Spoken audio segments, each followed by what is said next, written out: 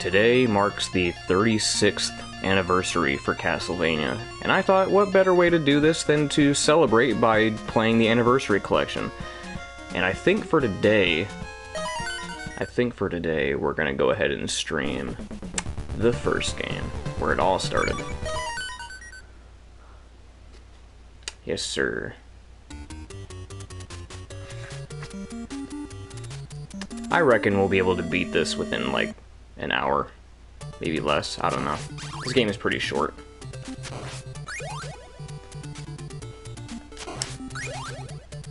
Oh, there's one person. But yeah, 36 years of Castlevania. And I guess, oh, I missed it. There's a little Easter egg thing you can do there. If you jump past the gate, you'll get like a bonus point. But, let's see here. What's been going on lately in the Castlevania community? Nothing really. Honestly, I'm just kind of waiting for, Grimoire of Souls to get a console port at this point. Just kind of waiting for that. Don't know when that's gonna happen, but here's hoping. Oh, we gotta watch.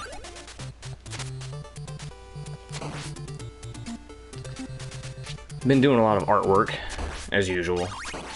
A lot of commissions as of late.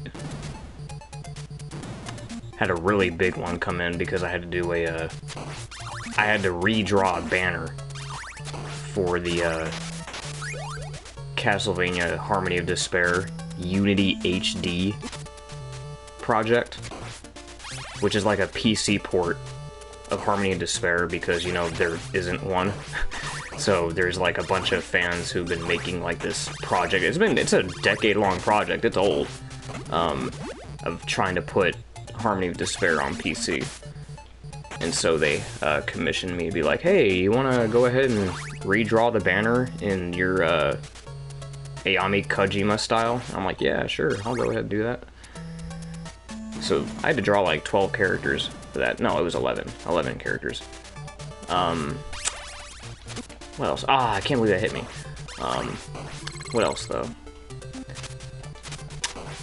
Yeah, nothing really. I do remember when it came to the 35th anniversary of Castlevania, there was a point where Konami celebrated by announcing NFTs. So that was a thing. But so far, Konami hasn't really announced anything yet for this anniversary. I noticed their Twitter, Konami UK's Twitter said something about it. They were like, oh, we're gonna do a special giveaway, but I don't know what that giveaway is, so I kind of have to keep my eyes out for that. So that's the first stage done. Yeah, I think we're gonna be able to get through this in like less than an hour. This is honestly my comfort game, honestly. I like to come back to this just for nostalgia. And just for, like, when you want a simple, easy Castlevania experience that you can just beat within a short amount of time, just play this one. This one's pretty short, sweet to the point. And I actually did a Let's Play of this on my channel not too long ago. It was like 4 episodes long because that's how short this game is. But, I feel like I could say some other things in this one. What can I talk about? Yeah, there's not really much to talk about because, you know, it's Castlevania. It's not very active, you know. Not a very active franchise. Because, like I said, the only thing we really got going for it at the moment is these collections and Grimoire of Souls. And, you know, as for Grimoire of Souls, I'm still just waiting for that console port, which we know it's going to happen, and we know it's coming, because that's already been confirmed. We're waiting for the announcement. Break that open. We got 2 people in here. I don't know if they're just viewers, or if they're, like, Castlevania friends of mine, or... Because I was going to ask, if anyone in here has played these Castlevania games, which ones, what do you think of the NES ones? Are they hard? Do you think the old games are hard? I don't think they're that hard. But on that same note, though, speaking of difficulty, I remember when I was starting to get into Mega Man, because I got into Mega Man like just over a year or two ago. I got into Mega Man, and what happened was I was watching some YouTubers who were also Mega Man fans or whatever, and I actually think they're brutally difficult. Yeah, so okay, so about that, right? So the difficulty thing, right? So me personally, I don't think these games are that hard, but I'm only saying that because I've spent most of my life playing these, right? So when it came to Mega Man, I played Mega Man for the first time in recent years, and I think those games are brutally difficult, right? So there's like a Mega Man YouTuber, streamer that I watched, and I asked for his opinion. I said, hey, what do you think's harder? Do you think Castlevania or Mega Man's harder? And he said that Castlevania was harder. And he was the Mega Man player. And I was like, that's interesting, because personally, I found Mega Man to be much harder than Castlevania. And the reason why I say that is because, objectively speaking, there's been numerous times in, like, classic Mega Man games where it almost feels like you're required to take a hit due to, like, trial and error.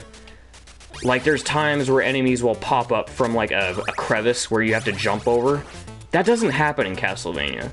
That doesn't really happen in Castlevania, where they just throw cheap enemies at you like that. Granted, there are some bad enemy placements in Castlevania where it might be difficult to hit them or dodge them, but they don't, like, explicitly try to, you know, be trolly about it, you know? There's not really a whole lot of, like, trollish enemy placements in Castlevania like that. And honestly, Mega Man, because here's the thing, right? They said, oh, Mega Man's easier because they give you a whole bunch of, like, energy tanks to heal with. You're right. They do. They do give you a whole bunch of energy tanks to refill your health. You know why? Because you need them. You're gonna need them. With Castlevania, the only way to heal is to, you know, break open walls and find meat, right? I think per stage there's like what, 2 per stage, maybe? Sometimes only 1. And that's your only way to heal. And the thing is, you know, it's sparse. It's sparse, right? It's. I think you can get away with you have more longevity in Castlevania, I feel like. Whereas with Mega Man, I feel like it's more punishing. It really is a lot more punishing in Mega Man, because I don't know if it's just me. I think in Mega Man you have, like, less invincibility frames. It's easier to get, like, combo locked. Like, you can get fucked up really easily if you get cornered or something like that. Whereas in this game, you have a lot more, you know, invincibility frames if you get hit. So you can have a lot more wiggle room to, you know, get out of shit. I don't know. It might come down to a bias thing, because that seems to be a common opinion. A lot of people who've played Mega Man seem to think that Castlevania is harder. And a lot of people who've played Castlevania more think that Mega Man's harder. I think that Mega Man is harder. But again, I think that mostly is just because I played these games mostly my whole fucking life. And I'm kind of just used to how these games play. But, yeah, it might just come down to preference. I don't know. Mega Man... Like, look, let me put it in perspective, right? I'll tell you why I think Mega Man is harder. Have you played the Mega Man Zero ZX collection, or even the Mega Man X collection, right? Have you played those collections? Because if you have, if you play the Mega Man X collections and whatnot, you might notice that those games come with a special feature called Rookie Mode. Castlevania doesn't have that. Castlevania doesn't have a Rookie Mode. Because Mega Man does. They have a Rookie Mode that you can turn on that makes it to where you take less damage and it's, like, less bullshit. And it's like, I'm not even joking, like, when I was playing Mega Man Zero, I felt like I needed Rookie Mode, because I don't know how on earth I was gonna beat that game without it. Like, Mega Man Zero especially is crazy hard. Some of those bosses are, like, borderline impossible, dude. speaking of borderline impossible bosses, I don't like this boss very much. Like, I know there's a way to cheese him, but the cheese isn't very consistent, and frankly, it would have been better if I had holy water. But I don't have holy water. I've literally only played Mega Man 2, but I thought it was easier than Castlevania 1 and 3. Castlevania 3 is probably the hardest of all of them, in my opinion, and probably a lot of other people's opinion too. Castlevania 3 is definitely the hardest. Castlevania 1, yeah, because it still has some of the same gimmicks and limitations as the other classic Vanias, so that's understandable. Yeah, 3 is the hardest by far, yeah. Ah, man, I gotta figure out how I'm gonna do this. I'm probably gonna die here. I'm most likely gonna die here. Oh, shit! Yep. Oh, wait. Oh, I survived. Okay. Oh, we got it. I can't believe I survived that. Mega Man 2 is the easiest classic. Yeah, that's true. I was able to... I think Mega Man 2 was the first Mega Man I played, and I managed to beat that one. Yeah, Mega Man 2 is definitely the easiest. Man, what's the hardest? Because I did play all of them, like, in succession. I think the hardest one for me was Mega Man 8. I think it was 8. Mega Man 8. Was it 8?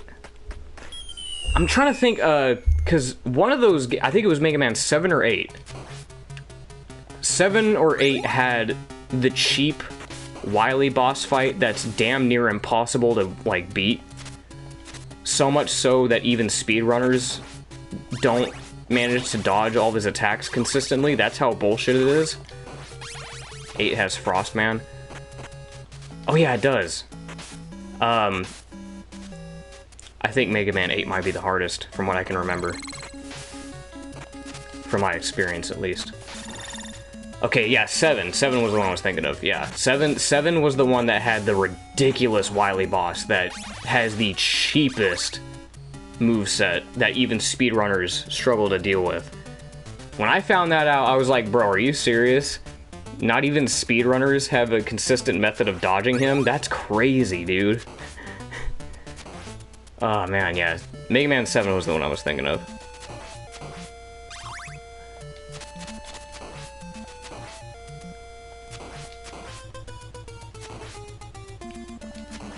I think Mega Man 9 has my favorite Wily boss. The fucking robotic dinosaur.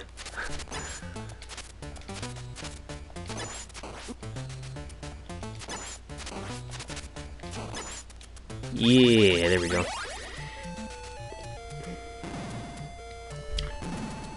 I feel like in terms of how much mobility you have in the game, Mega Man being more free-like and Castlevania more limited movement. Just rushing a bit left and less than I think my biggest gripe with this, the dual gear doesn't mean we do anything in the game. Yeah, I think that's... Because here's the thing, right? With the mobility thing, here's the thing with that, right? Because even though Mega Man does have more free mobility and air control, it's still hard as balls, dude. And like with Castlevania, even though it has limited movement, it's a polished limited movement. That's something that a lot of people don't seem to really understand with, you know, Castlevania. They just kind of like, oh, it's stiff, it's jank. No. I've always felt like with Castlevania especially, the limited movement is polished in such a way that they work the game around it and it doesn't feel like it's jank. It feels like the kind of stiff movement that you can master. Like, you can master it and you can be consistently good at it. That's what I like about it. The challenge comes from the fact that it is limited in its movement and its air control, but once you actually master it and get used to it, like, you'll get through the game in no time flat. Like, it gets easy. The game gets easier once you get used to it. But with the air control in Mega Man, I don't know, man. Like, even with the free movement, that still doesn't stop all, like, the bullshit enemy placements, the ridiculous hit output, like the damage output the enemies do to you, like the stun lock. Man, just playing the classics. Yeah, buddy. You gotta do it. You gotta do it when it comes to Castlevania's 36th anniversary. Gotta go back to your roots. I hate this boss so much. And I don't have any cheese for him either. I just have to, you just have to get good at it. I'm doing this the hard way. I hate this boss. Oh my god! That would have killed me.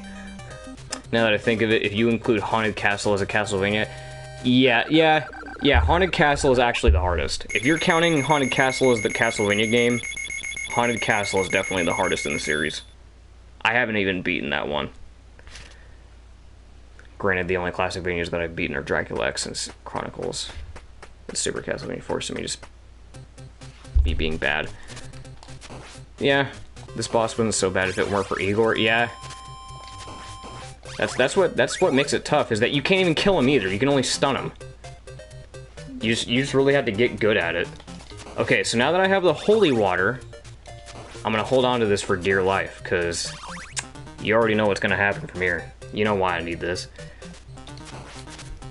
Yeah, dude, I've tried playing Haunted Castle. That shit's hard, man. Even as someone who's played these games my whole life, that game is hard. And I can get through Castlevania 3 relatively easily. Haunted Castle is something else, dude. Haunted Castle is something else.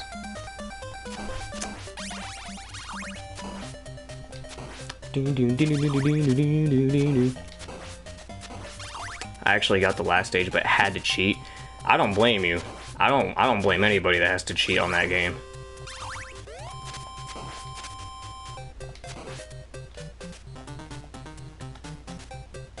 Come on, get up there. Okay, nothing. Alright. Yeah, Haunted Castle is very, very tough. I want to beat it. I want to eventually beat the damn thing, but it is a tall order. I think this block is the farthest I've gotten. Oh, hey, Nick. What's going on, buddy?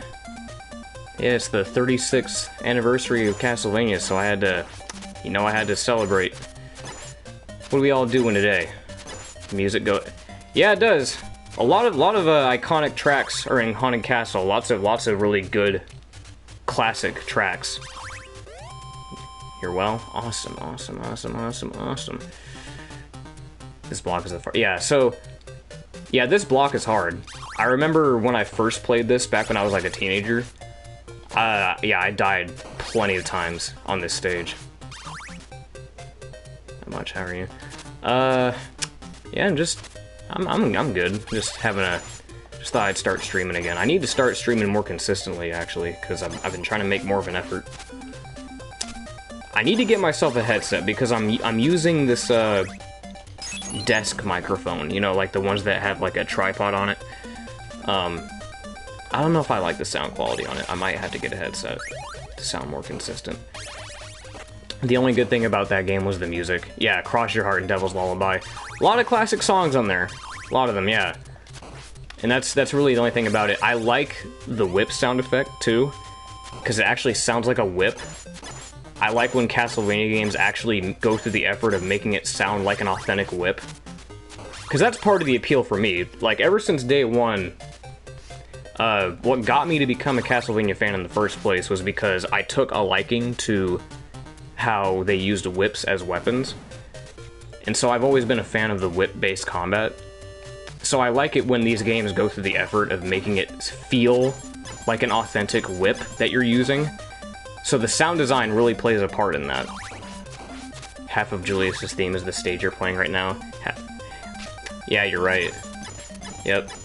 This is in fact Julius's theme, buddy.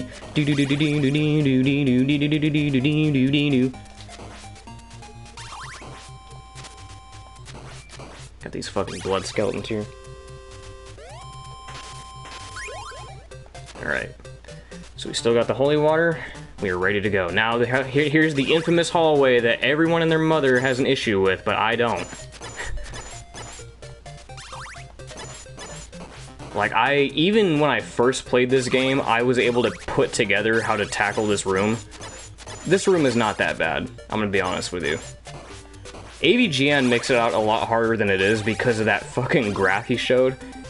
When it's like, yeah, when you look at the graph like that, with all, like, the enemy patterns, yeah, it looks impossible, but everything is spaced out so much that you have so much wiggle room to attack these enemies, it's not that bad. Alright, so now we're gonna cheese Death because fuck him. We're not gonna deal with this. I hate this boss fight with a passion.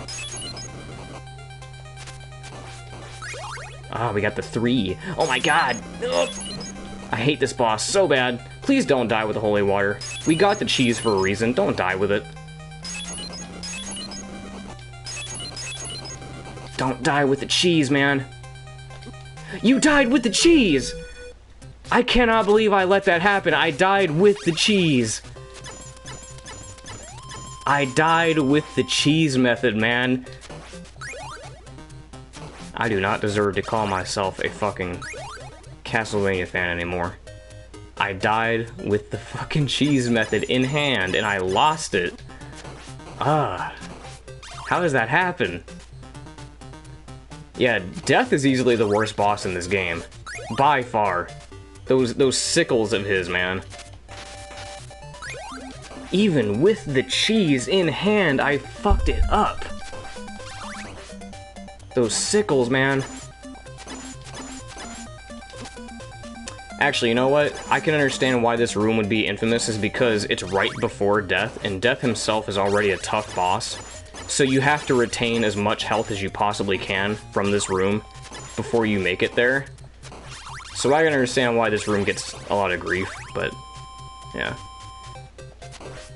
Death and Aria of Sorrow. Yeah, he's pretty tough. Okay, can we not... Can we just...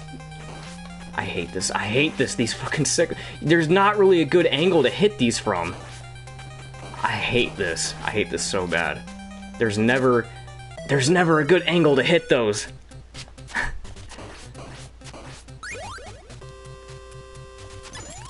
I like Castlevania 3's death because of his second phase. I like that giant skull thing that he turns into.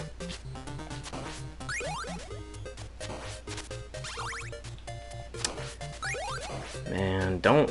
Whatever you do, please don't get a game over. Please do not get a fucking game over after what just happened. We had the holy water, man. We had the holy water, and you fucked it. Death and RSR Portrait. I don't know. Again, this is coming from someone that's, you know, played these games their whole life. I think that the Metroidvania bosses are substantially way easier than these ones. I will say that Dawn of Sorrow's death is pretty tough. I never really had an issue with Portrait of Ruin, especially. Portrait of Ruin is probably one of the easiest Metroidvanias you could play. And I don't really think there's any boss in Portrait of Ruin that gave me any trouble, actually. Portrait of Ruin was actually overall an easy game. I'm not picking up that watch because I don't think the stopwatch works against death here. I don't think so. And I don't think it works against the sickles either, so it doesn't matter. Man, why? Why do you gotta be like this, man? Why does this boss gotta fucking be like this? Yeah, oh, we got all 4, nice. Cool, now fuck him up, quick, fuck him up. Fuck him up while you can. Ah, don't fuck this up, man, he's on 2 health. Dude, you had him on 2 health, why? The fucking sickle place. Okay, now we're gonna get fucked up. Dude, those sickle placements, and the angles that they come in at, and the speed that they come in at, you can't time them either. Ah, it's so bad. Why did I have to fuck it up? We were on a good pace. I had the holy water, man, I'm not gonna let this go. You thought Dawn of Sorrow was the easiest? Oh my god, stop! Which is better, multi-directional whip or the simple style? I personally am not a fan of the multi-directional whipping, which is why I don't like Castlevania 4 that much. I like Bloodlines better, but that's just because it's overall a better game in general. Even though it has, like, semi-directional whipping and whatnot.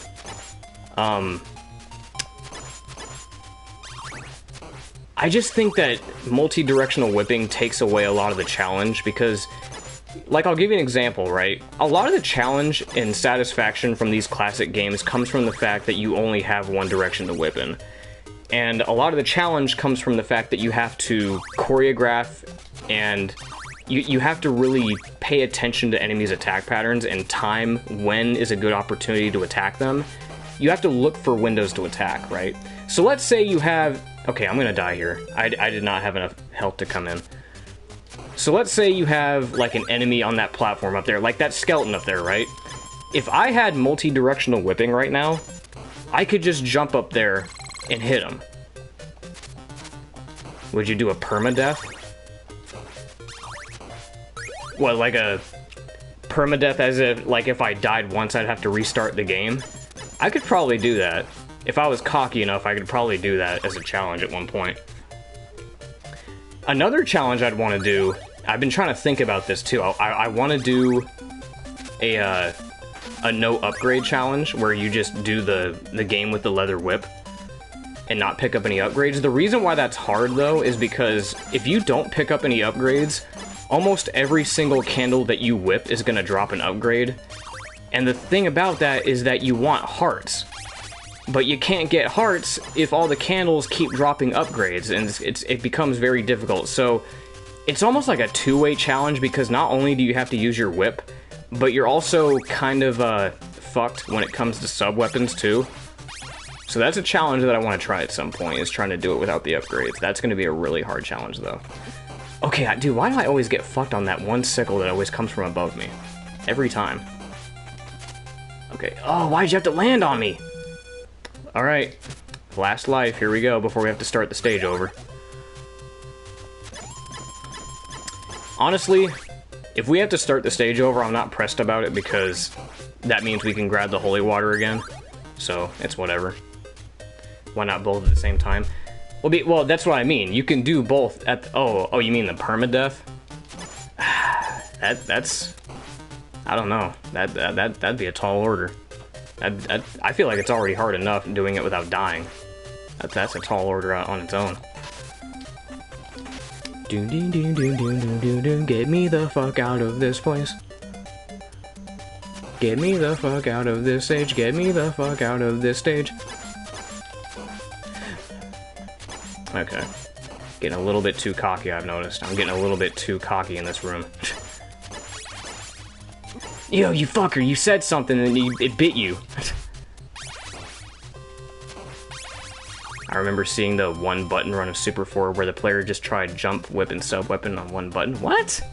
How did that work? I think when you play the Metroidvanias without potions, OG sub weapons. Yeah, they will. Because that's part of the reason why the Metroidvanias are so easy, is because of the shops and the potions and whatnot. Dude, stop fucking yourself. Okay, we're probably gonna have to fucking start the stage over. This is not working. We are going to die here. That doesn't matter. Giving me 2 does not fix the problem. Okay, what happens if we just keep 1? Does that work? No, it does not. Okay, can we cheese this from here now that we've got 2? I don't think so. I don't fucking think so. Wait, can we do this? We got it! Oh my god. Oh, here's the other thing too. Even if you beat him, those sickles can still hit you. I'm so glad that did not happen. If I died to one of those sickles right there, I would have been so fucked. I cannot believe we clutched that shit. Oh, we got the clutch. That was good. I did not think we were going to survive that. I thought we were going to have to restart the stage. Well, now we made it here. Well, we're about to beat the game, because we're about to fight Dracula. So, yeah, wow, we're only, wow, half hour. Not even an hour in, and we already almost beat the game. Cool. Yeah, this game is short. This game is very short. Alright, now this part is very, there's a lot of RNG that goes into this. Sometimes you can make it by running and not getting touched. Other times you can get a bad run like that and get fucked, but that's alright. We started here anyway, whatever. We got our first game over. I was hoping that wouldn't happen because I've played this a million times. I was hoping we wouldn't get a game over at all, but whatever. Alright, let's hope we can get through this unscathed this time, because you can make it through there unscathed. If you just keep running, they won't even touch you. I sent you the video. It was one of... Damn it. It was Who's This Gets Early Boss Analysis? Huh. That's why I think Death and Portrait of Ruin is so much harder. When you can heal during him, it's so much harder. Yeah, that's true. Yeah, if you take away the healing factor and you, like, pretend like it's like a classic game where you can't heal, yeah, a lot of the bosses would probably be harder. Maybe that's why Circle of the Moon was so tough, is because that was a Metroidvania, but that game didn't have shops, and a lot of the healing items didn't really do anything. So you didn't really have a way to heal in that game, and as a result, that game was tough as shit. That game is hard. So yeah, I think, yeah, Circle of the Moon is a testament to why that would be the case. I cannot believe you just did that. Alright. Circle of the Moon's a really difficult, yeah. Really difficult game because of that. No shops. And, like, the potions in that game are worthless, dude. Like, once you make it halfway through the game, the potions only do, like, a pixel of health to you, and it's stupid. Even if you grinded for, like, 50 potions, it doesn't do anything to you. It doesn't heal you a substantial amount. The only way to, like, heal consistently in Circle of the Moon is to use save points, which in and of itself is challenging, because you need to really, really know, like, you need to preserve your health to even find them. I hate this room. I hate this fucking room. Okay, go. Go. Go. Okay, perfect timing. Aw, you bitch. Okay, whatever, we made it. I love so much. That Coliseum was bullcrap, though. That Coliseum is crazy. You need to, like... I recently beat the Coliseum, but that was in the Anniversary Collection, and I had to use the rewind feature a bunch. If there wasn't any save states or rewind features, I don't know how the hell I would do that. You'd have to grind all the way up to, like, level 99 or some shit, because that is ridiculous, dude. Alright, so now we're at Dracula. We're about to beat the game. I might do Castlevania 3 after this, honestly, since this was so short. Believe it or not, I beat it on my second try. Really? At least Castlevania to knock out the stairs if you get hit. Yeah, that's true. I'm glad they don't do that. That's something that I'm glad they took account of. Because that... If they made it to where you got knocked off the stairs if you took damage, that would be... I don't even know if half the games would be beatable, honestly. Let's go Castlevania 3. Yeah, buddy. That would make them so much more fucking difficult.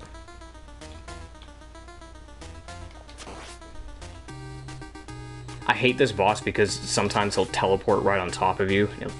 Like that. He keeps doing that. Okay. Knock that block off. Alright, here we go. Time to holy water spam you.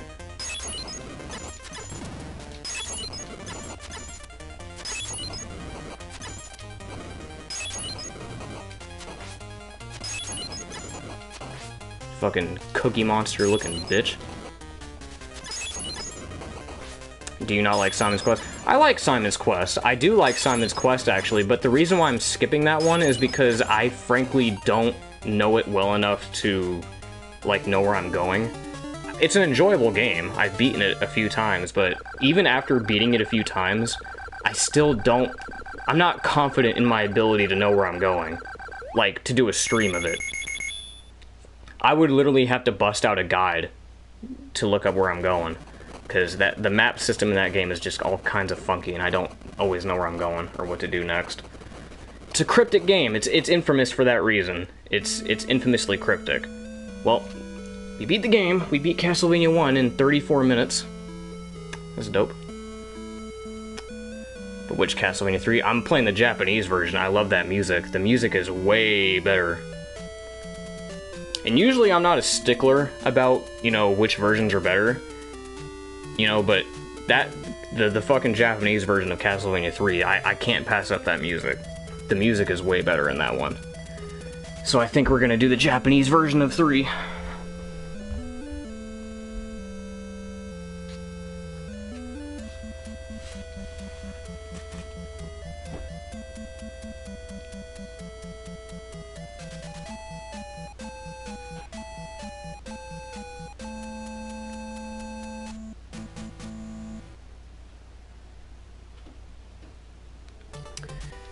Alright, let's do it. Let's go play 3.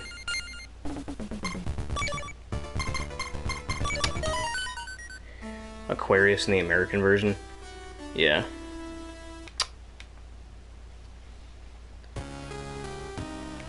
We're not gonna put a name. I don't need no fucking name.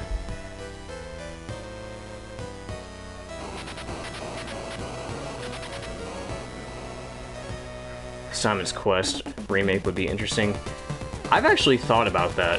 I've talked about that to someone before. I was like, you know what would be interesting? Imagine if they did like a full-scale remake of Castlevania Simon's Quest, but it was like a third-person hack-and-slash adventure game. And even better, imagine if we got a Simon's Quest remake where you could play as like, imagine if you got a remake of Simon's Quest where they gave you the option to pick through all kinds of different costumes of Simon. Like, imagine playing Simon's Quest as, like, Chronicles Simon or Judgment Simon, right? It'd be so dope. Like an open-world adventure hack-and-slash game remake, and you get to pick all kinds of different versions of Simon. That'd be dope. But we all know that's not gonna happen. What I'm more shocked by, what I'm more surprised by, honestly, is how they haven't done a remake of Symphony of the Night yet. You'd think with how much of a cash cow that game is and how iconic it is, that that game would have gotten a remake at some point, but it didn't. Dracula X got a remake. It got 2 remakes. It got Rondo of Blood and it got Dracula X Chronicles. It's funny to me how that game got a remake, but Symphony didn't. Which again is just, you know, I don't really care too much for Symphony. I frankly think it's a bit oversaturated. I'm not going to say overrated because the game is good. I mean, you know, it deserves the praise that it gets. But I do think that it is very, very oversaturated within the fandom. And I'm kind of tired of it.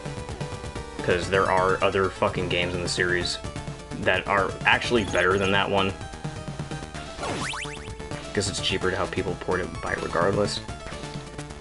Yeah, pretty much. Which character am I gonna pick? I'm probably gonna go with Grant. Because he deserves it. He deserves the recognition.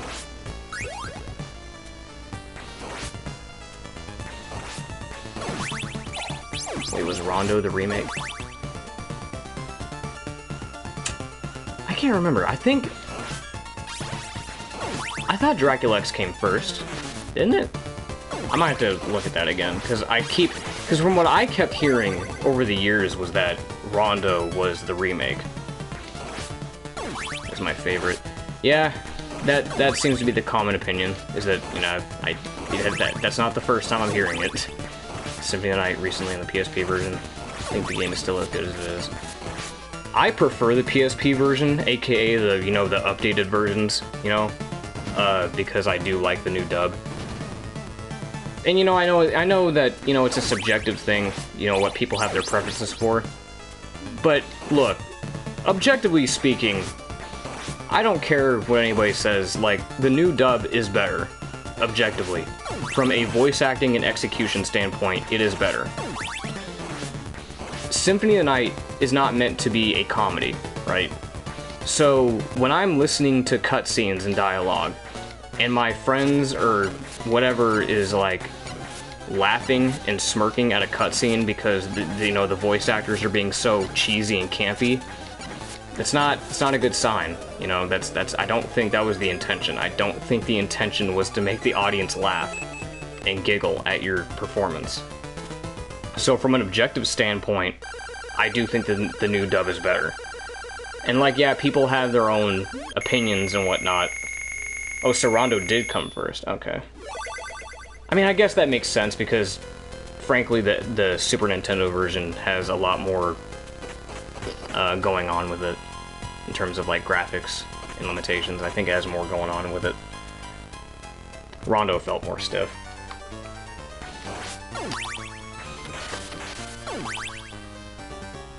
Alright, here comes the clock tower. I remember when I first played this game, this stage gave me a lot of grief.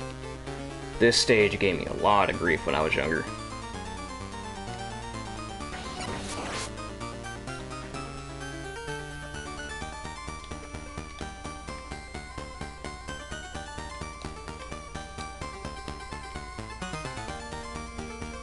There's a joke in the Brazilian fandom how we used to call each version of Rondo of Blood.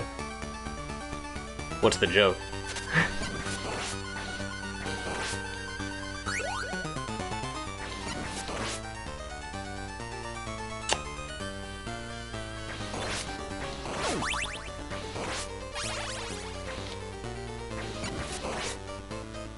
Original Rondo, Rondo for poor.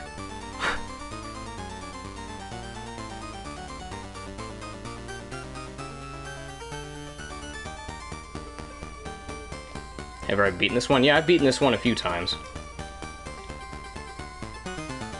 Beaten this one quite a few times.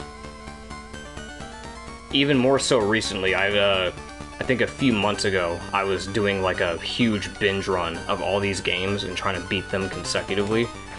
And yeah, I beat this one a bunch of times recently, just to make sure I was really good at it. Plus, I think the PSP's dubbed version of the opening exchange feels truer. Yeah, it's actually more true to the Japanese subtitles, too, from what the original Japanese dialogue was. So it's more true to, like, if you're a stickler for, like, you know, consistency and actually staying to the source material, then yes, the new dub is actually consistent with the Japanese. So there's that, too. And yes, I do think that, you know, the actual words, like the actual dialogue, the lines that they're saying are more impactful.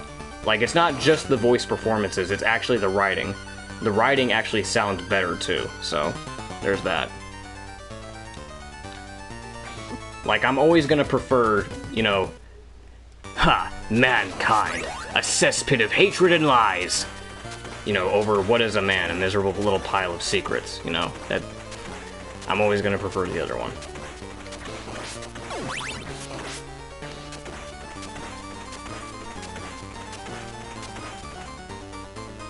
Fight for them, then, and...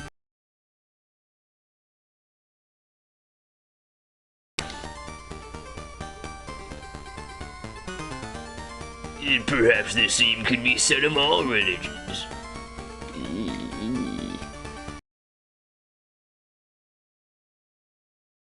Rondo for rich, and Dracula X Chronicles Rondo for millionaire.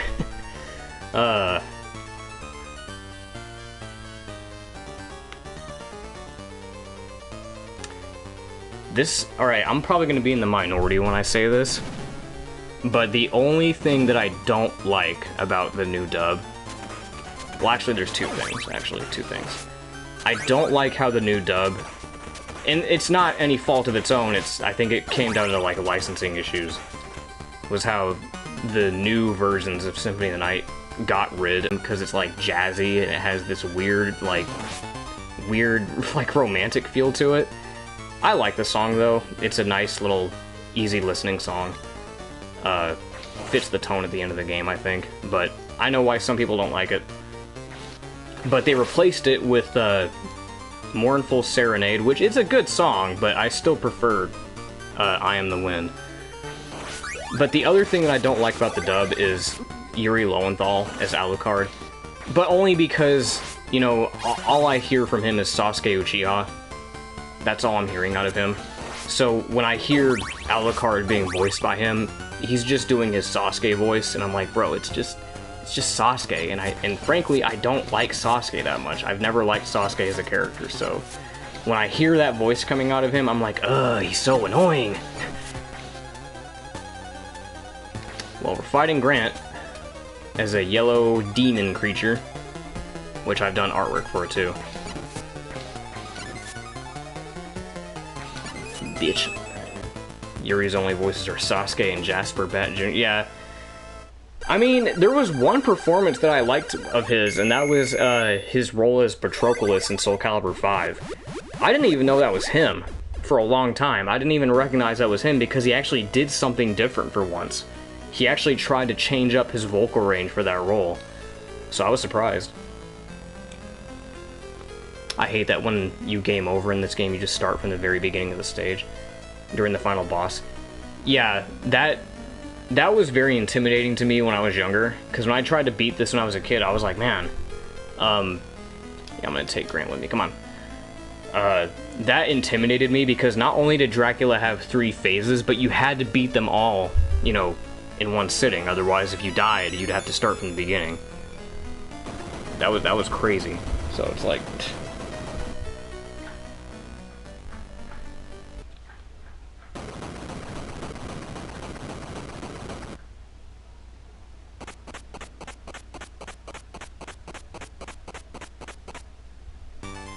Honestly, I don't mind him voicing Alucard in the PSP version, but the original thing. Yeah, Robert Belgrade. Even though I don't like the original dub that much, Robert Belgrade's Alucard is, like, top-notch.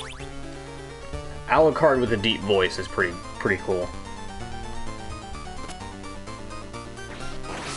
Yeah, Robert Belgrade does a pretty good job. Look at my boy Grant. Oh, how did I survive that? Usually when you step on spikes, that insta-kills you. Thank God for invincibility frames. I just speed-ran this whole section. That was good.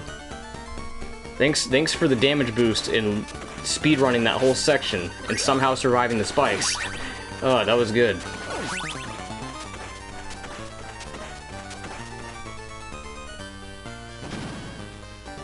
Now wait, if I'm correct... Is this the good Grant? I can't remember what the... Because I know there's a difference between the two. In the Japanese version, he throws them. Okay, yeah, so we are playing the good one. Alright. Because in the American version, he only stabs people. He doesn't throw the dagger. He only stabs people. But in this one, he only, he throws them, which is more helpful.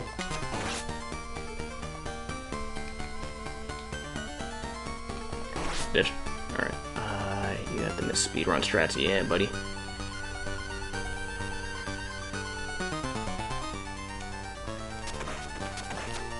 I don't need to traverse all this, I can just...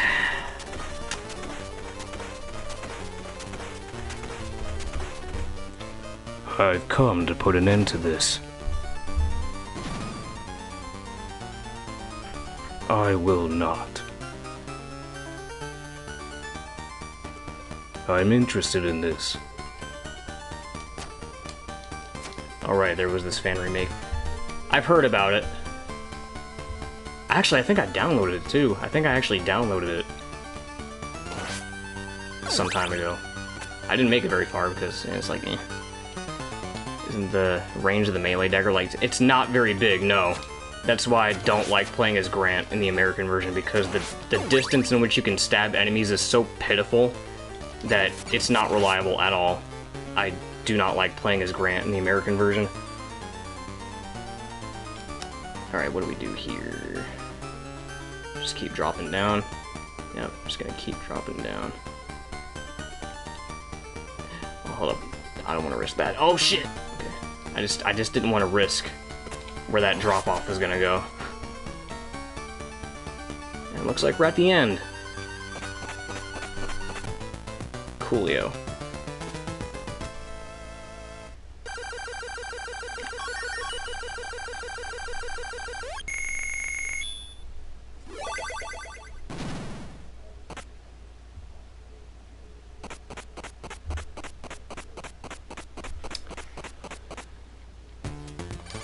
Well, now we're in the Mad Forest, aka Sypha Belnato's theme.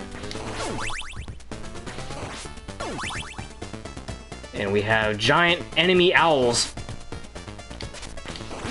Wait, how did that not hit him? The fuck? Split gameplay.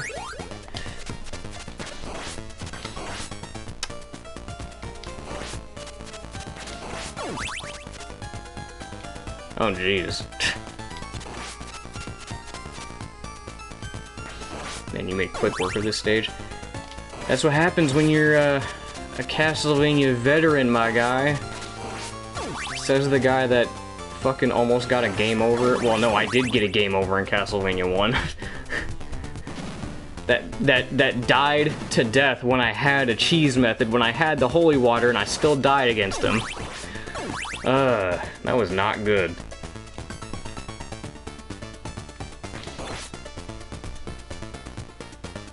That was terrible. I still don't understand what this effect is supposed to be. Like, is this supposed to be, like, fog? Mist? This effect always weirded me out. Maybe it would look better, like, on a CRT TV. I'm assuming it's clouds or, like, mist of some kind because there's lightning in the background. But it's such a weird-looking effect that I never understood what it was supposed to be.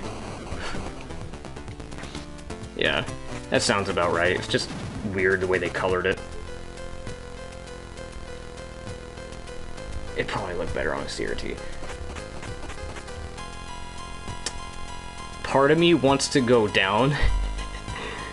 Part of me wants to take the bottom path just for the music. The music in that stage is way too catchy.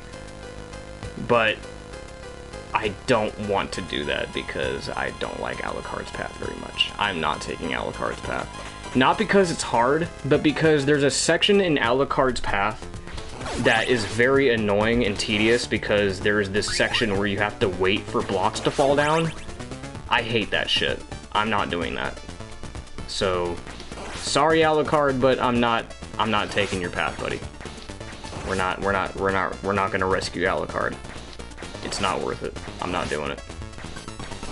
I hate that block section so much. Supposed to be a mist. Yeah, it probably is mist. It probably is mist. It's just the weird, like, blue and purple colorization back there just kind of like, I was like, what is that supposed to be? Yeah, most likely it's just mist. Do.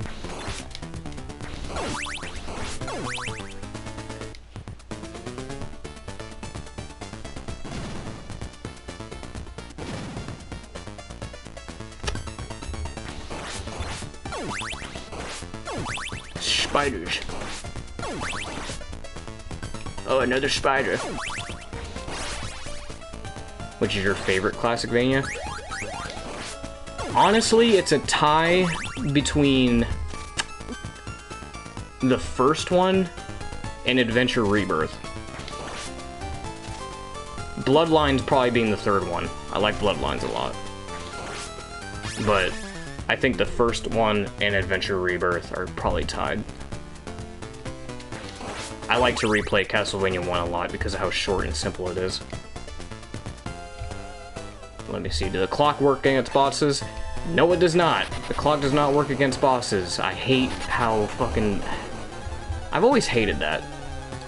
I've always hated that trope of, like, bosses not being susceptible to, like, certain weapons or magic.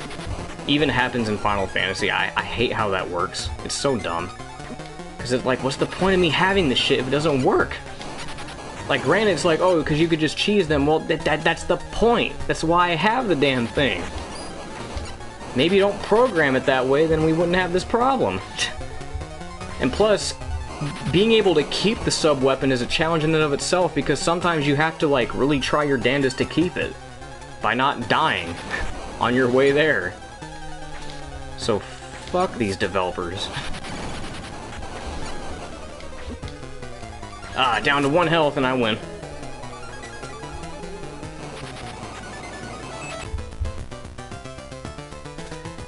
Speaking of Adventure Rebirth, I'm really hoping that they give us another collection.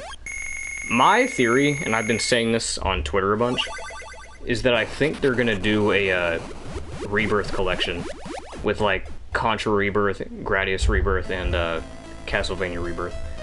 I think that's what's gonna happen.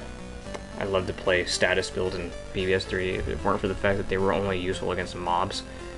Yeah, seriously, it's kind of a downer because of that. Like, you can't use the stop spell, you can't use the time spell on them because it doesn't work. It's so lame.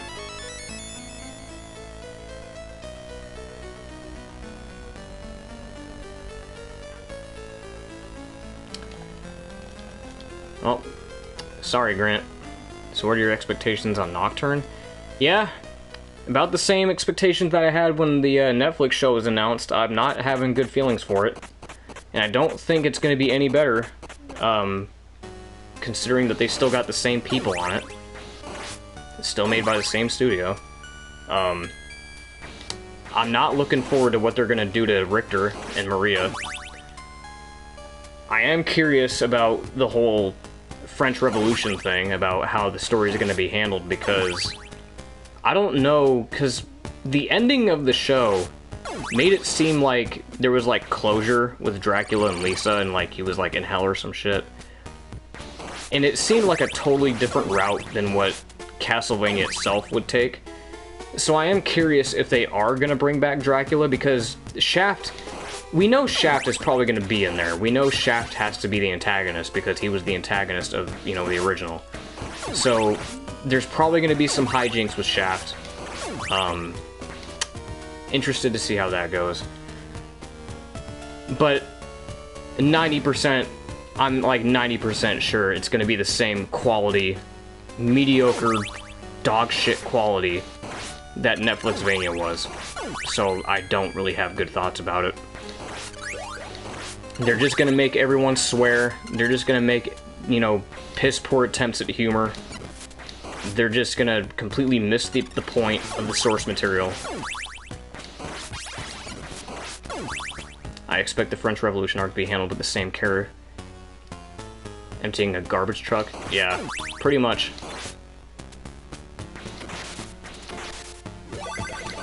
They're probably gonna do this dumb thing with Maria, being like, oh, you know, probably, like, I guarantee you, they're probably gonna have this dumb section of, like, because they always do this, right?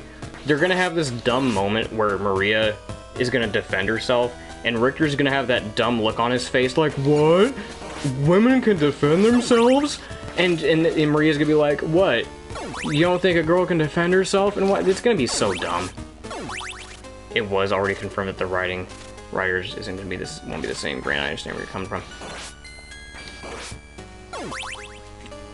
I could have swore I saw something when I was doing research on, like, Twitter and whatnot, that they still have one of the writers there. One of the writers is still there. It's not Warren Ellis. I know it's not Warren Ellis. He's gone. And that's the main writer that people were complaining about. Which, yes, a lot of the faults of Netflixvania were his fault. And he is a terrible, terrible director when it came to that series. But one of the directors is still there. And that's what has me worried. That's what has me a little bit concerned, is the fact that he's still there. God damn it, I knew I should have waited. Richard's gonna have zingy one-liners.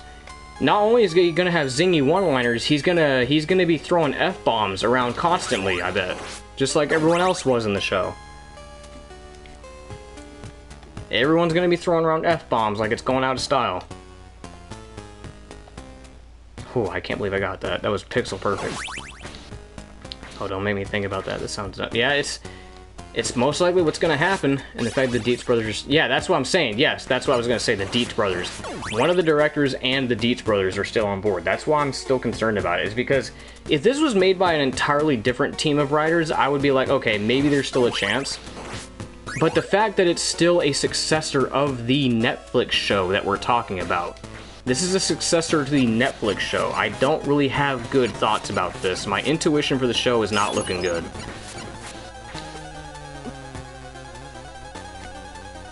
Oh, that got me?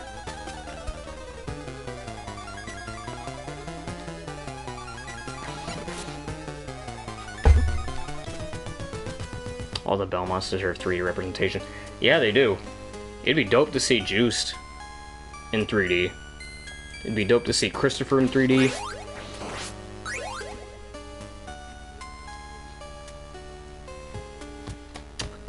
Yeah, I think... Honestly, I think... Well, actually, no, Julius. Julius also needs some 3D representation. Damn it, man. And we gotta start the stage over, and we gotta start all the way back here. Oh my god, this is such a fucking long stage, too. This is such a long stage. I'm probably dying a lot because I keep trying to focus on chat. I'm not on my A game. The contrast between Netflix Trevor and Canon Trevor is pretty clear just from the player intro. Yeah, it is. And that's what bugs me, man. There's so many issues with the show beyond just the writing and, like, the swearing and, you know, just... As an adaptation, it sucks, man, because... It's got the worst cases of character assassination I've ever seen, dude. Like, when you grow up with these characters, especially Trevor Belmont and Hector, like, with how they're portrayed in Curse of Darkness, it's a punch to the gut, dude. It's such a punch to the gut with how Trevor is portrayed. I don't want to look at him, dude. Like, it hurts to watch even 3-minute clips of the show. I hate it. I made points about that point several times. Yeah. And I've made that point several times on my channel too, and it's like, I hate to keep bringing it up, but it's the truth, man. Yeah, dude, like, anybody that's played Curse of Darkness or even grew up with it, I feel bad for, because they did that game dirty. They did Castlevania dirty in general, dude. It sucks. I can't believe I survived that. Honestly, really glad they skipped over Simon. Yeah, I'm kind of glad they did too. And you know, I know it was a big complaint for a while that like, oh, how dare they skip out Grant? How dare they not include Grant? I'm like, you know what? As time goes on, I've started to come to the point where I'm like, you know what? I'm kind of glad they didn't put Grant in the show, because that would have just been another character ruined. That would have just been another character ruined. So, he was spared. Grant was spared this terrible fate of being bastardized, like everyone else. I'm guilty to say that the eat shit and die scene made me laugh. Or I do, like, it's just so out of character, man. Like, yeah, you might get a laugh out of it, but I can't laugh at it because it's so out of character. That's why I can't take the show seriously, because I don't look at these characters. I'm like, that's not something that they would say. Alucard is not someone that would go eat shit and die. Or Trevor, actually, Trevor's the one that said that. And he said, yes, fuck you. Alucard is not someone that says, yes, fuck you. He's not... I don't want to imagine them getting their grimy hands on any more fucking Castlevania characters, honestly. I don't want them touching this franchise ever again.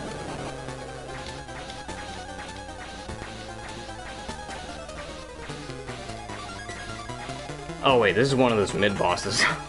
I'm sitting here waiting for an orb. I was like, wait a minute, this is one of those mid-bosses.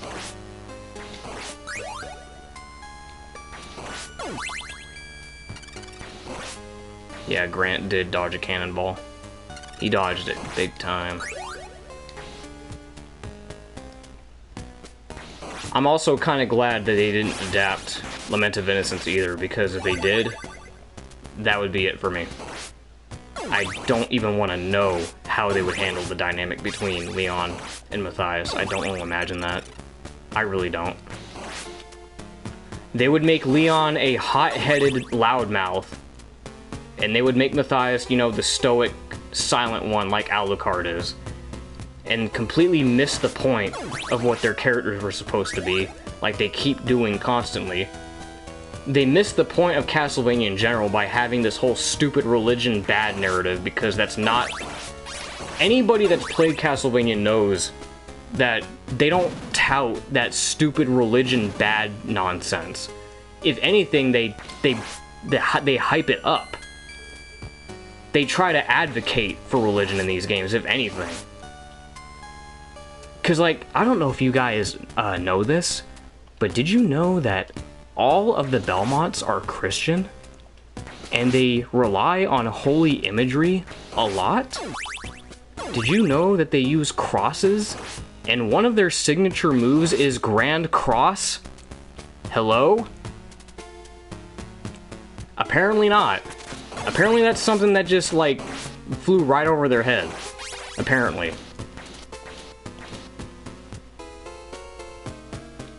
And they're like, oh no, it's not necessarily them, they were trying to make the church look bad. Well, here's the thing about that too. Even in Castlevania, there's not really a point where the church is the bad guy. The only time where that ever happens, or even remotely close to happening, is in Lament of Innocence, where in the intro of the game, they're like, oh, the Crusades are happening. Leon, we're not gonna let you fight monsters because the Crusades are more important. Fighting heathens is more important than fighting monsters. That's the only point where you could argue that the church was being a little bit, you know, questionable with their decision making. But there's never a point where you're like, oh man, the church is evil. Man, Dracula is right, religion's bad. No. Like, do you guys... They always have, like, at the end of the games, right? They always have that little monologue sequence between the Belmonts and Dracula, where they try to convince Dracula that his philosophy is misplaced, that he's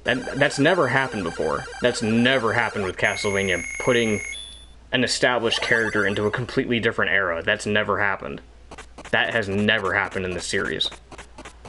So that would have been interesting. That would have been definitely interesting to see.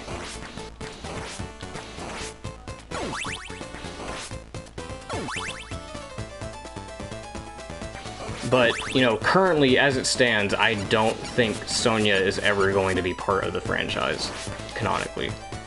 Just because, well, as it is, Castlevania is pretty much finished from a story perspective, and I highly doubt there's any place to put her back. I don't think there's an opportune moment to put her in any game, let alone canonically.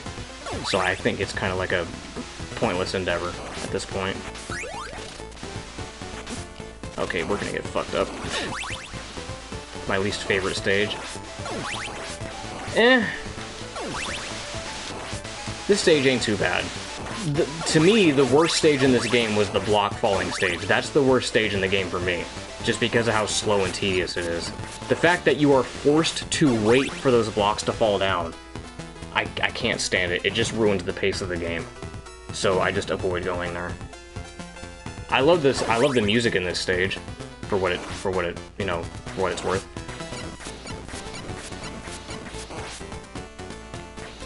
I wonder why they changed those enemies in the American version. You know, the flea man fuckers up there. I wonder why they changed those. I'm probably gonna look into that. Because in the American version, they're still flea men, but in this one, they're like these weird goblin things. I don't know why they did that. I don't understand the substantial reason for doing so. Can't you cheese the stage with Sypha's ice magic? I don't know, I've never tried it. Yeah, that's because I've never needed the cheese, because I was always so good at it. Oh wait, I don't have anything equipped.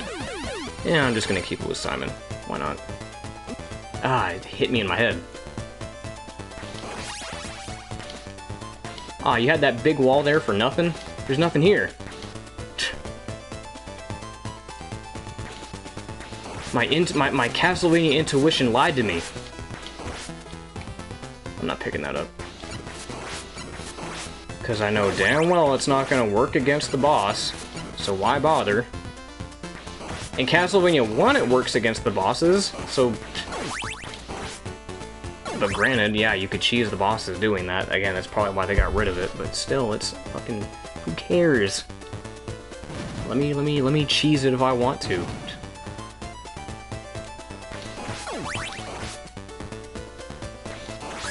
Ah, I didn't want to pick that up, but whatever.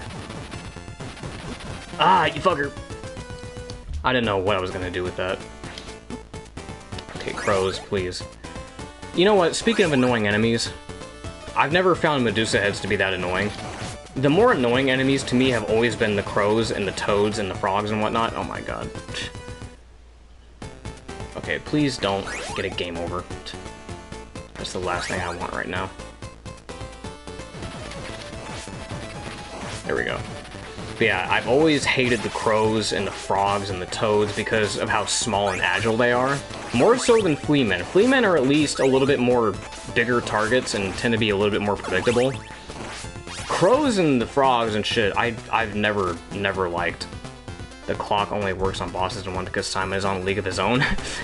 Yeah, he's a master time manipulator. That's why. He's learned the world. I cannot believe that just happened. And I gotta do this shit again, man. Well, you know how each classic game has visually distinct sprite art? Hold on a second.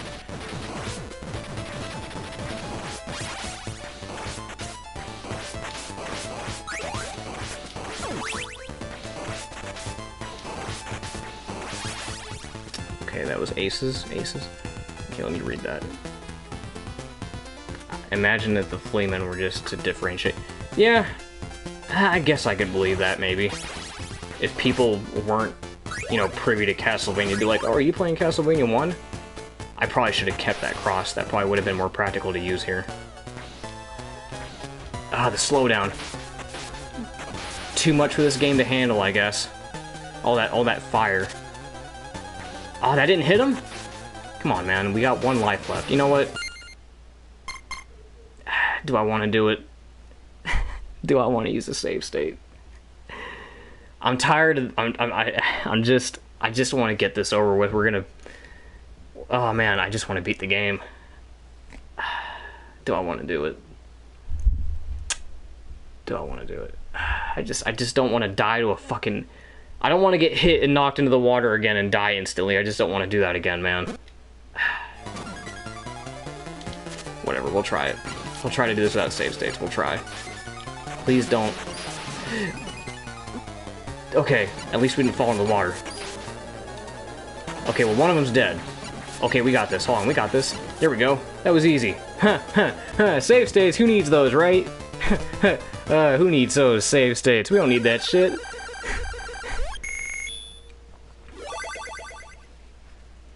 Yeah, the crows are annoying no matter what the game they're in. Yeah, crows are always annoying. If you save state, you have to play the adventure. No.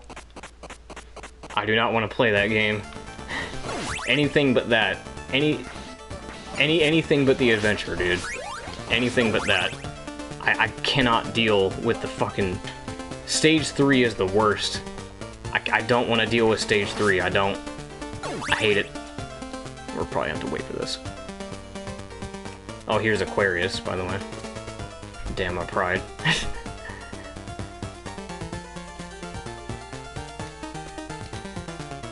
Ah! Okay. Bats in the underground river. Yeah, those guys can give you a bit of trouble if you're not at the right place at the right time. Those guys have definitely given me issues before. Best music in the game. In this game, I'd say my favorite track is either Deadbeat, or what was that name of that track from the water stage that we were just in. I forgot the name of the track. There was that stage of water we were just in. The Aqueduct stage. It's either that song or Deadbeat that I like. Deadbeat is really catchy, and mostly because I haven't heard it in any other Castlevania game. Let's see here.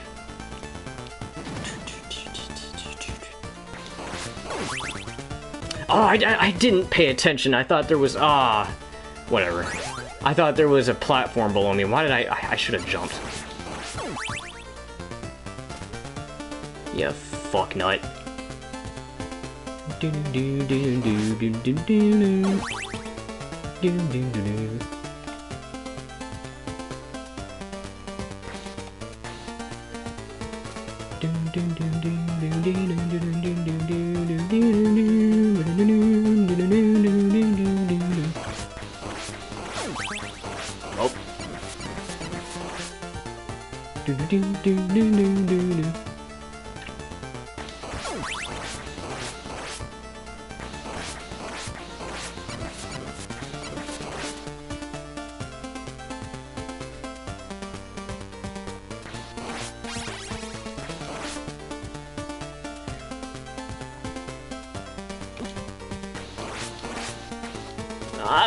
Fucker. Man, I was hoping that, like, since today is, like, the 36th anniversary, that today would be the day that they would announce, like, the console port for, Grimoire of Souls. That would have been perfect. That would have been a perfect time to announce it. I mean, who knows? It could change. We still got a whole day left. I don't know. Maybe, who knows? But it's probably not gonna happen. But, wishful thinking. I just want a console version of that game because the game's good. Even though it has a lot of, you know, mobile game gotcha elements in it, it's still... oh my god! It's still a good game, despite that. It's very lore heavy. You know, it's if you're a hardcore Castlevania fan, it has a lot of lore that I think you'll appreciate. It's very story driven. By all accounts, it feels like a Castlevania game, so that's all that matters. It just has the burden of being a mobile game.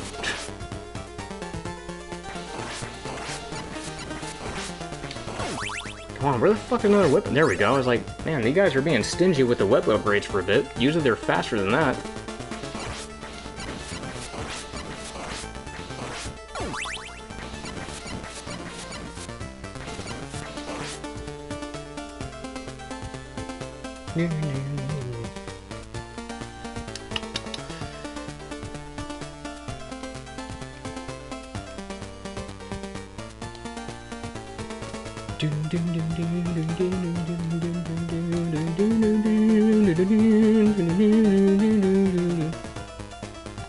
Oh, that is a very precise jump. What the fuck? That is a very precise jump. I mean, I know Castlevania is known for its pixel-perfect platforming. That was a very precise jump. What? And I thought I was perfect on that, too. I felt good about that jump. That was bad.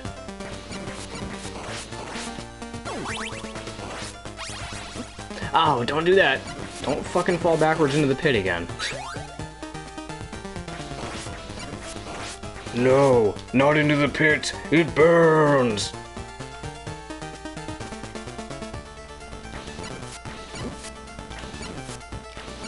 Oh my god, I'm just getting fucked up. Okay, I'm surprised they didn't kill me. Please don't kill me. I need to. I know I need to. Oh my god.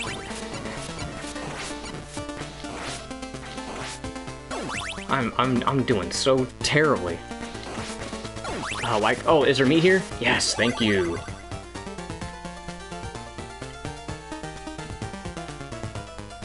Okay, we need to make the jump this time.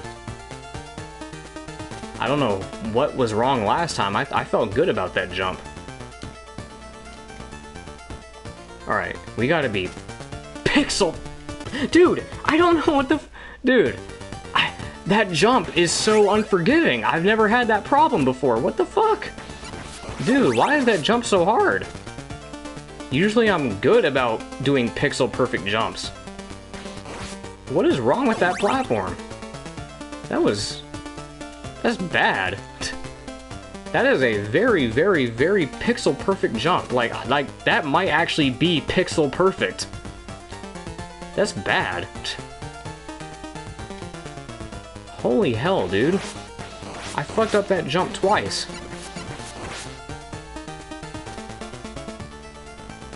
Good lordy. Good fucking lordy.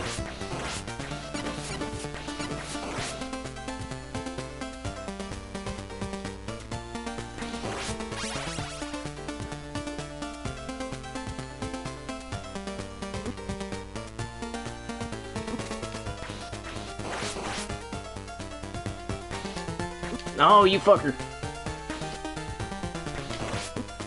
Oh, he turned into a whip upgrade. That's pointless because I died. That jump is hell. I remember the stage rotaries and the music and that jump. I don't know why I don't remember that one being such a bitch. Like, what the fuck?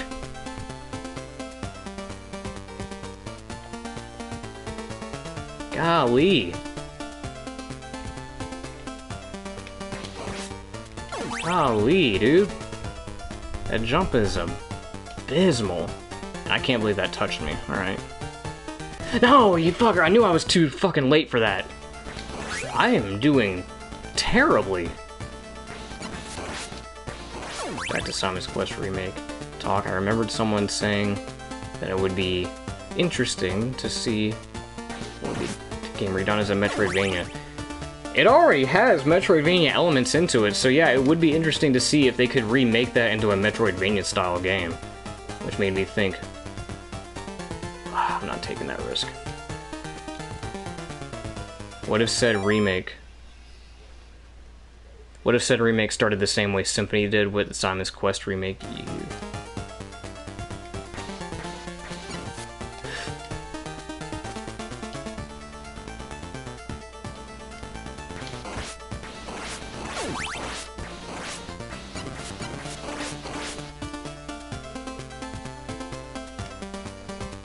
Simon's Quest, you what? You what? Man, we got 0 lives. I don't know if I'm gonna make it to the end of this stage. I do not know if I'm gonna make it to the end of this stage with 1 life left. Considering all the fucking bullshit I have to go through. Dude, I don't have this much trouble with these guys. I never have this much trouble. What is going on today? I swear I've never had this much trouble with this stage before. Or with this game in general. What is going on here? Dude, what is going on today? Do you prefer Trevor's barbarian armor or his stylistic hunter's garb?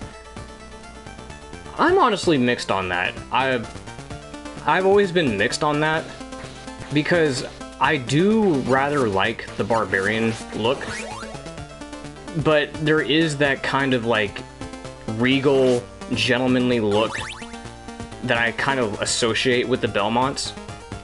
You know, with Leon, Trevor, Richter especially, and Juice too.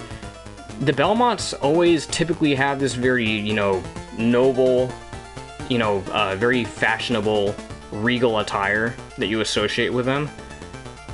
So the barbarian look, while it looks cool, I just don't see it often enough to be like, yeah, that's the Belmonts right there, you know.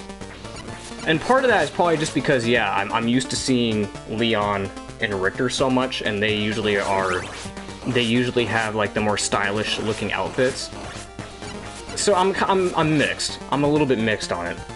I do like Trevor's Curse of Darkness design. It is really nice looking, but it's kind of mixed. Welcome back, Rushman. Yeah, but if you were to ask me, what do you think Trevor should look like in Dracula's Curse? That's where I'm a little bit mixed, because part of me, I don't know. There's like this weird like headcanon of mine, because the Belmonts were feared during this era, right? I have a headcanon that in Dracula's Curse, he looked like a barbarian, but after the events of Dracula's Curse, he was heralded as a hero and had more status in his name, and thus he was able to tout more, you know, fashionable, regal, noble-looking attire.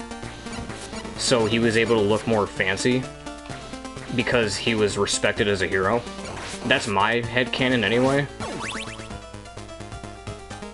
Yeah, Simon and Christopher, yeah, I usually more associate the barbarian design with Simon and Christopher because that's pretty much their design.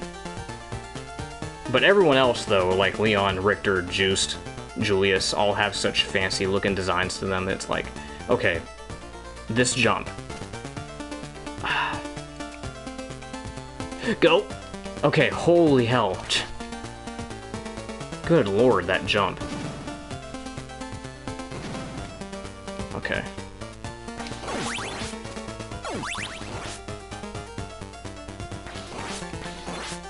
I just found out its anniversary like 20 minutes ago.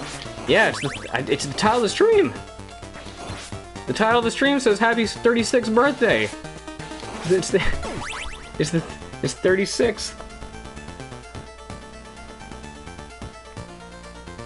Yeah, man, I mostly found out through like Twitter and whatnot. There's like the 36th. I'm like, oh, it's the 36th birthday. Oh my god, how did I fuck that up? I had no idea. Yeah, I mean, I probably wouldn't have known either if I didn't look on social media. I noticed that Konami's Twitter said something earlier about doing a giveaway. I'm curious about what that giveaway is supposed to be. Watch, it's probably gonna be another, like, giveaway for the anniversary collection or some shit that's already dirt cheap. Like, these collections are already dirt cheap as it is, but they keep going on sale for like $3. So for them to keep doing giveaways of these games just feels kind of redundant. The games are already cheap on their own. So I'm just like, whatever. I hope that's not what they're doing. I hope they're not just doing another giveaway. Like a Steam key giveaway for the anniversary collection. Like, bro. It's a giveaway for a whip? Wait, wait, you being legit? Is that what it is? Because I didn't look at it yet. Is that really what it is? And if it's a whip, it better be an authentic whip and not that cheap jump rope looking plastic shit that they were doing for Grimoire of Souls. Oh man, I was hoping it was. I mean, I already have a whip of my own anyway, so I probably wouldn't care too much. Screwing with you, yeah. Okay, we're gonna get fucked up. We're gonna get fucked up. That's a lot, dude, that's a lot of... That's way too many projectiles, Jesus Christ. It's gonna be an NFT of Simon's hair. Yeah, whip would have been hype. Would have been something at least, but...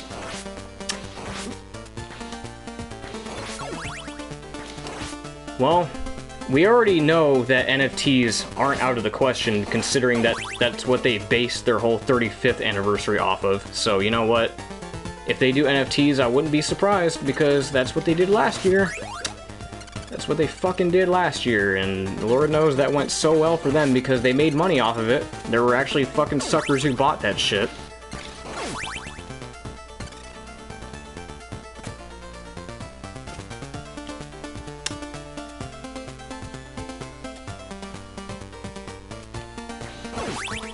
Alright, let's try this again. With no sub-weapons. No sub-weapons.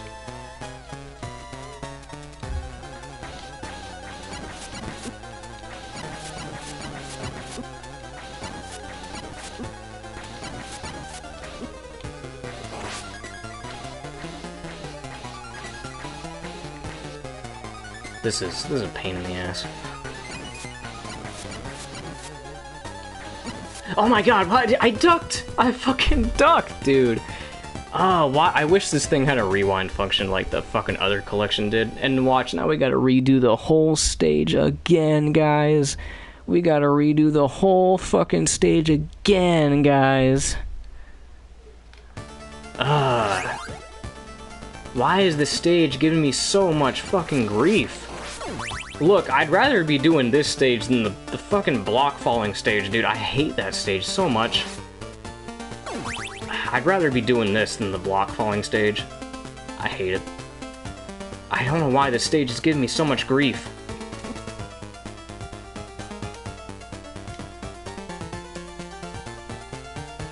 Like, during my casual playthroughs of this game, like a few months ago, I wasn't having this many fucking problems.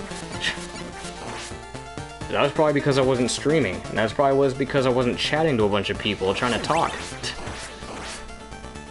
I had my A game on the whole time. This stage, man, this stage gave me a whole bunch of fucking problems. And as soon as I get up there, they're gonna give me more problems.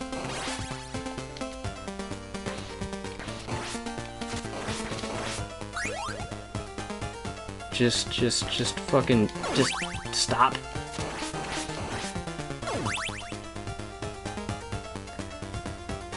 Okay, is this the room that gives me the meat? Okay, yeah, this is the room that gives me the meat. Good.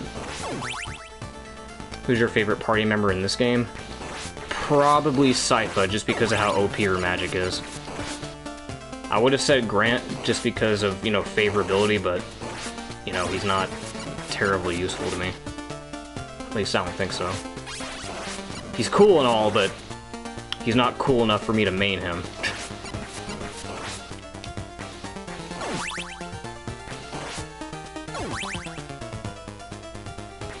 Why did you jump? Quit panicking. Quit fumbling with your controller.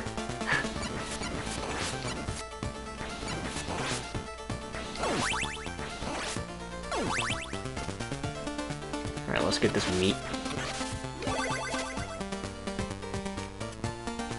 Now let me ask y'all a question. Let me ask you guys a question, right? If they do another collection, which one do you think is going to come first? A PS2 collection, DS collection, or a Rebirth collection? You know, like with the Rebirth games and whatnot. What do you think is going to come first? Oh, I hate that jump.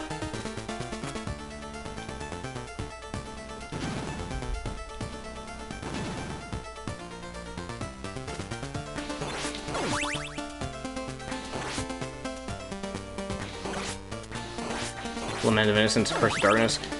That's what I think. I think those games are starting to get a much of a resurgence lately because of the Netflix show. I think they're starting to get a bit of a resurgence. And I think they're probably going to be the easiest to port over because they don't have to do any, like, in-depth work on the game. Like, they don't have to rework the game to work on modern consoles like they're going to have to do for the DS games. Oh my god, why? Why? Why? Why do you do this? Yeah, okay, I should have rephrased that. Maybe it should be like a 3D collection entirely. Like with Lament of Innocence, Curse of Darkness, Castlevania 64, and even Judgment. Because I think there is a market for a Castlevania fighting game, and it's not a bad game, it's just, you know, people didn't like the art style, and some of the writing was a bit questionable, but I had fun with it. I put a lot of hours into that game when I was younger. In order, it'd probably be the 3D. Yeah, that's kind of where my head is at, too. It'd probably be PS2 games, DS games, and then the Rebirth games. Probably. Well, okay, I was gonna have to say something about that. So, with the DS games, it wouldn't be that bad. Even though they would have to technically rework them, it wouldn't be that hard because the games themselves aren't very reliant on touch controls. There's only like a couple instances in like Dawn of Sorrow where you have to do it. But they've already programmed it into the game to where you don't need them. Like with Julius mode, they've already deactivated like the touch screen for like the ice cubes and the magic seals to where you don't even have to use the touch screen. You just have to attack them. So they've already done that part way. It's already programmed into the game. So it's just a matter of them, you know, programming it onto Soma. So it's not that hard. It's just a matter of them, you know, putting in the effort to actually fucking do it. And honestly, if you want my opinion, I think personally that Konami is actually starting to take notes from Capcom, because Capcom has been dishing out tons of collections as of late. Like, oh my god, I died from the top of the fucking screen, dude. I died from the top. This game doesn't want me to have shit. This game doesn't want me to have shit. What does this game want from me? This game just does not want me to get through this stage. It killed me from touching the top of the stage. Bro. And I thought I was invincible at the top of the stage. Bro. You can't have shit.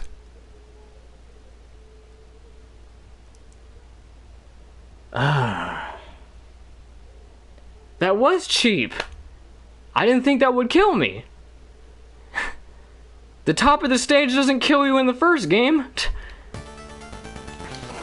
Bro, this game just doesn't want me to progress. Yeah, this is the Japanese version that we're playing. I had to play it because I like the music better.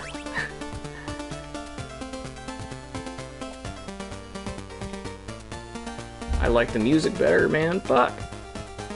And now I'm paying the price because there's a whole bunch of shit going on that I wasn't even fucking aware of.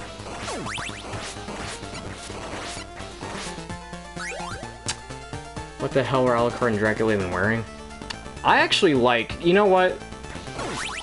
Because, yeah, the art style, even though it is pretty jarring for Castlevania, some of the designs that I do like in Judgment were Dracula, Alucard, Trevor, and Cornell. Those were some of the designs that actually looked good. Other characters like fucking Grant, Simon, Death, like, I don't know what they're wearing. Like, how do you look at a character like Grant, who's supposed to be like an acrobatic thief character, and then you turn him into like a mechanical mummy man? How does that happen? Where did that come from? And then he's got Death looking like some Tim Burton creation. Cornell actually feels like an evolution of his world design. It does. It looks really good. The Cornell design looks really fucking good. Yeah, Grant, I don't know what they were thinking with Grant. I don't know what the fuck that was. And he's got like those, he's got those weapons that Axel has in Kingdom Hearts. You know, I don't know what those weapons are called. No, stop! Why didn't that hit it? Fuck, man. I'm very fond of the aristocratic design. Always slick looking, yeah. Fognut! Chakrama, dumbass. Oh. Oh, oh, look who's here. They're, yes, they're called Chakrama. Okay, I didn't know what those were called, but yeah, that's the weapon that oh, Chakrams, not Chakrama, Chakrams. Yeah, so he uses Chakrams. I didn't know what those were called, but those are the weapons that Grant uses in Judgment, which are the same weapons that Axel uses, but I mean, they're cool weapons, but it's weird that Grant looks like that. I don't know why they made Grant look like that. He looks like a Shinigami.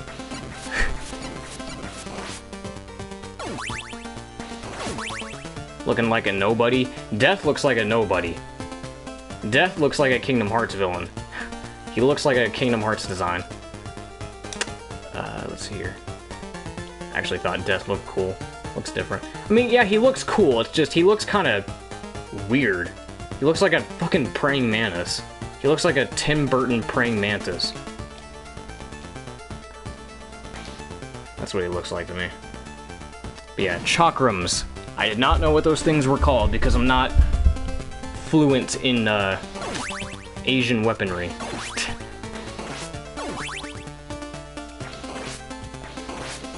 Well, except for like kunais and katanas and, you know, casual shit. I'm getting fucked up immensely on this stage. I do not know what my problem is. Maybe it really is just that I'm not focusing enough.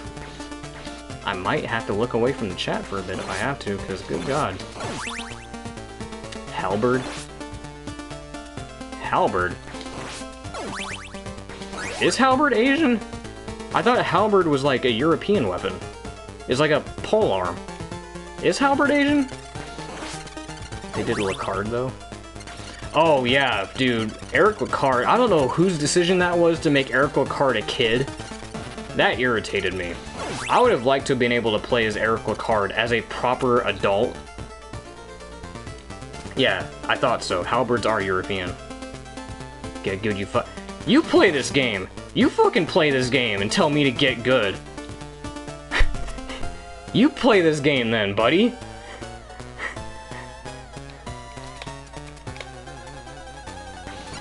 Get the collection right now and play this.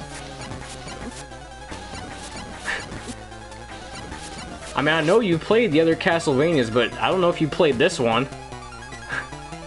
I don't think you played this one. The old NES games? Yeah. Fucking play this one first before you...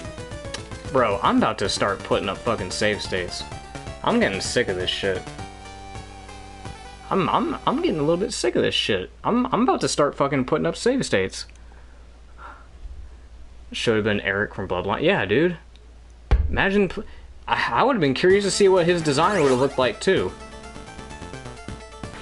Actually, I might regret saying that. I don't know what they would have made him look like. Fucking... Yeah, we got DSP over here with his... Dude, what? Dude, I ducked under that attack of his. I don't know why it still hit me. And now I have to start all the way at the beginning of the fucking stage. I just don't understand. This game does not want me to progress. This game is terribly rigged. I don't get why people like this series so much. This game is horribly outdated. Because every time I duck under something, it hits me. It doesn't make any fucking sense.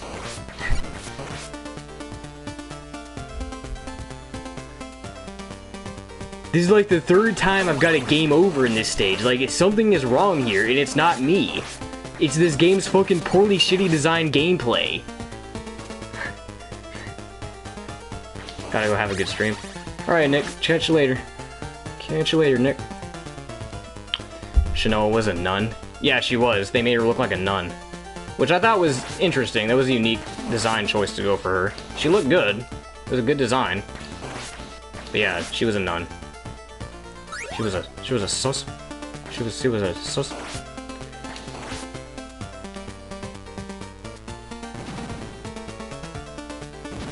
This game is so fucking horseshit. I can't fucking progress because of how cheap and rigged this game is. As a huge Metal Gear Solid fan, there were times where I wanted to throw hands for DSP for his MGS play. Oh my god, I could only imagine. I want to throw hands with him for all the times he's played a ton of games. Like, I remember watching his DK64 playthrough. That was I'm surprised he even went through the effort to 100% that game. He actually went through the effort to 100% Donkey Kong 64. I'm surprised he actually did that. I thought for sure he was going to rage quit at some point. Or at the very least, not even go through the effort of 100%ing it. No, he did. He actually went through the effort to 100% that game. You know, the game that is arguably considered one of the worst collectathons ever. Or at least, like, you know, just from a collecting aspect because of how many fucking collectibles are in that game. It's like one of the hardest games to 100%. You know? Like, good God. I didn't think he would do it. I think it would have been cool design if it was short before. That would have been interesting, yeah, if we got to see... Since they want to turn Eric Lecard into a kid, why not show us some other versions of these characters from, like, before their games took place, you know? They did that with Cornell. Where they took him from before the events of Legacy of Darkness. Might have to tag in Sypha. No, no, you shut your mouth. I don't have to tag in shit. I am a Belmont at heart. I can do this without having to tag in for shit. See, unlike shonen anime protagonists, my friends are not my power. My whip is my power. What did you think of Castlevania? I want Castlevania Warriors. I've been asking for that for a long time. I think Castlevania Warriors is a solid idea. I think it'd make for a perfect game. Cause, like, think about it. Like, you have Wallachia being conquered by Dracula's monsters, and, like, there's hordes of them. Imagine you fighting through hordes of monsters with a whip, or whatever weapon you have at your disposal. That'd be such a cool power fantasy, dude. I think Castlevania is ripe for a game like that. We got Sypha after receiving her assignment from the church. Yeah, dude, I think... Other people don't agree, but I think Castlevania Warriors would be a dope-ass idea. Which character has a first roster?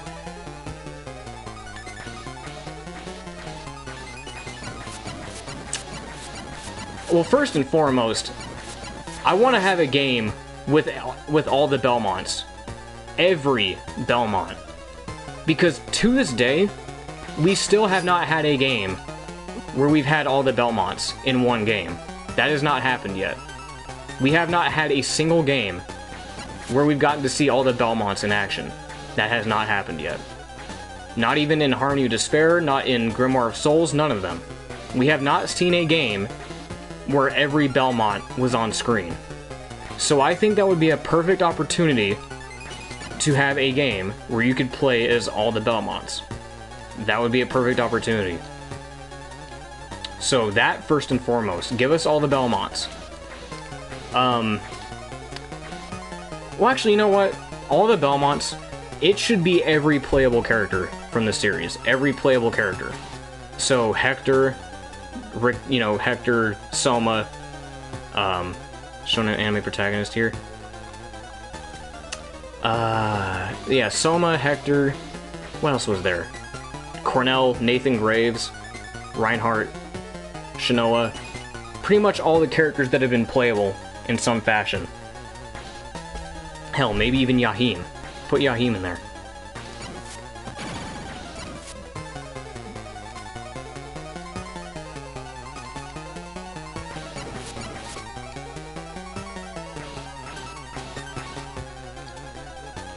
Jonathan, yeah, Jonathan, Charlotte.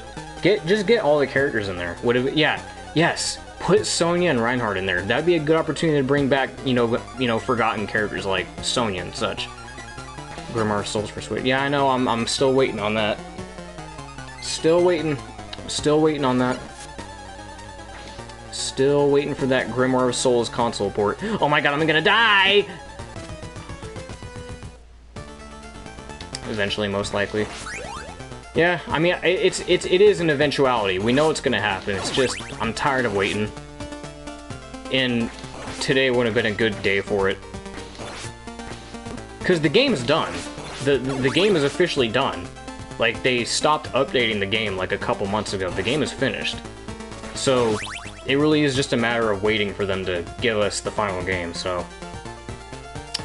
To be fair, I don't know how they would differentiate a lot of whip use. Well, no, they wouldn't have to. Their whip combos would probably be the same, but the differences with the characters would come down to, like, their specialties. Like, you could have Trevor's being his sub-weapons. You could have Simon's being, you know, mostly whip-based combat. You could have... Well, actually, same thing with Christopher, actually. Christopher could probably do something with fireballs and fire-based attacks. Richter would be based on martial arts. I am not fucking giving a shit at all. Oh my god, dude. We're not gonna beat this. I don't think we're gonna beat this, because I can't fucking focus. We are not gonna beat this, because I cannot fucking focus.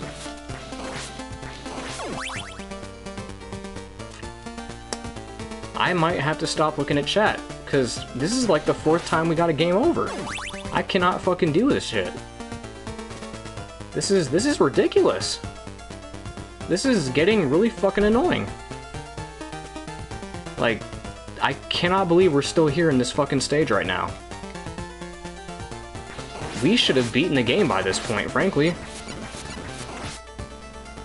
I don't know what the fuck is wrong with me right now.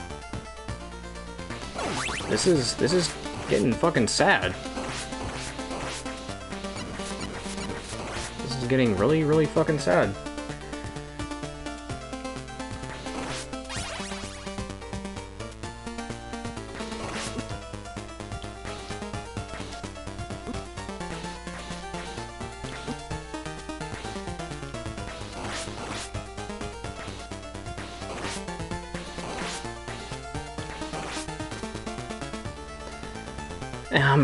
I'm still gonna peek at chat. Like, when I'm opening these doors right here, I'm probably gonna still peek at chat and shit when I get a breathing room.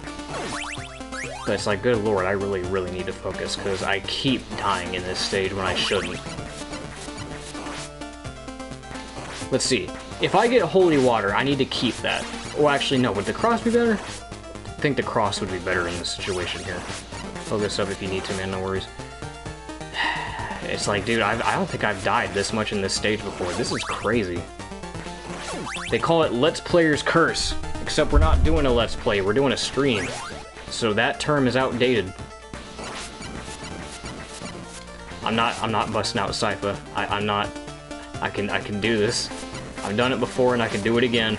I'm not busting out Sypha for shit. The only time I'm gonna bust out Sypha is if I have to use her, if I have to spam her magic against Dracula, if I want to cheese him. But I don't think I'm gonna do that. I don't think I'm gonna do that. Streamer's Jinx. Yeah, might as well be Streamer's Jinx. Okay, we got it. I hate that jump. Now, here's the question. Okay, well, at least we died here. Here's the real question, though, right?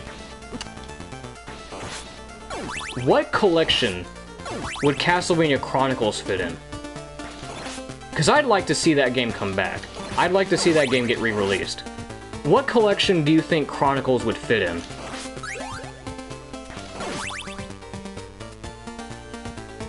Alright, Stock, I'll catch you later, man. You have a good one. Nice having you on the stream. For those who don't know, this game is Alucard's first appearance. Yeah, we know.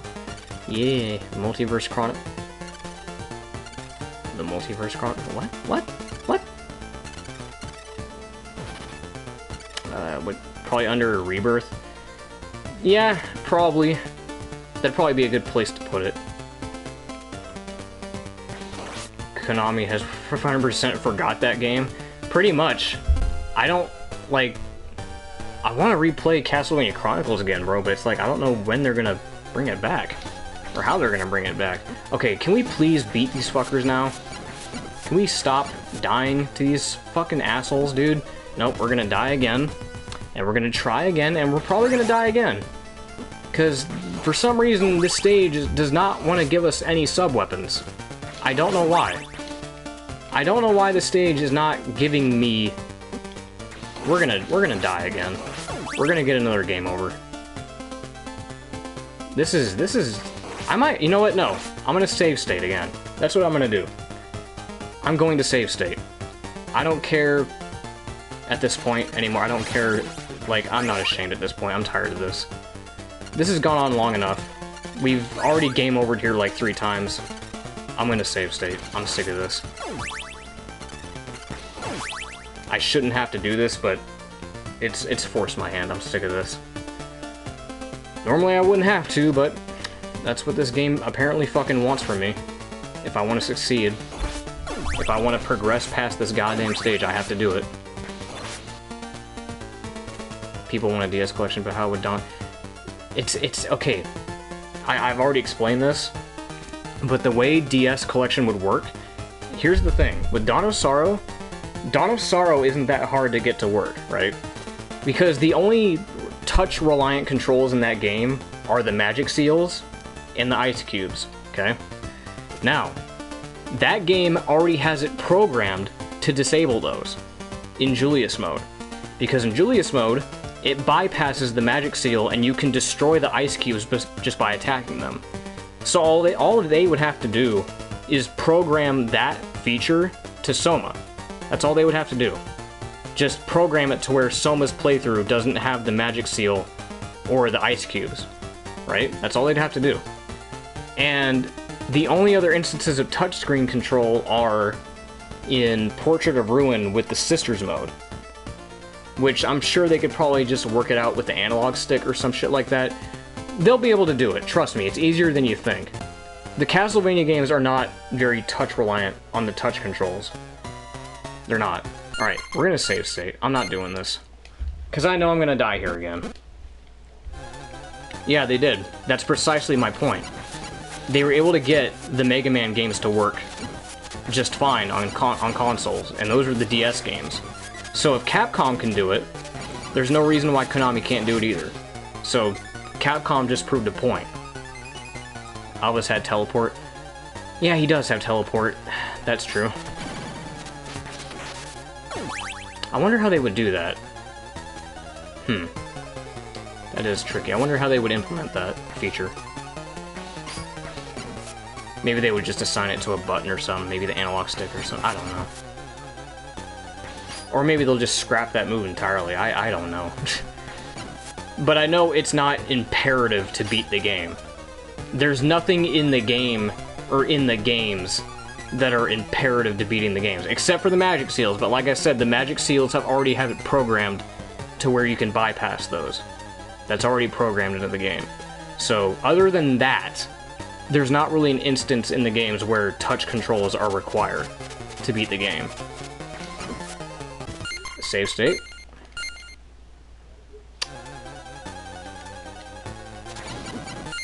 Nope.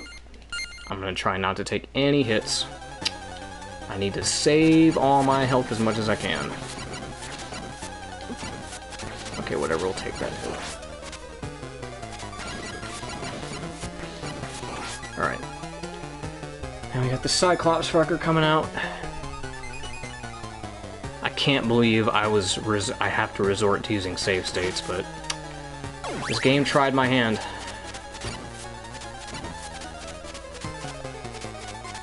It tried my hand.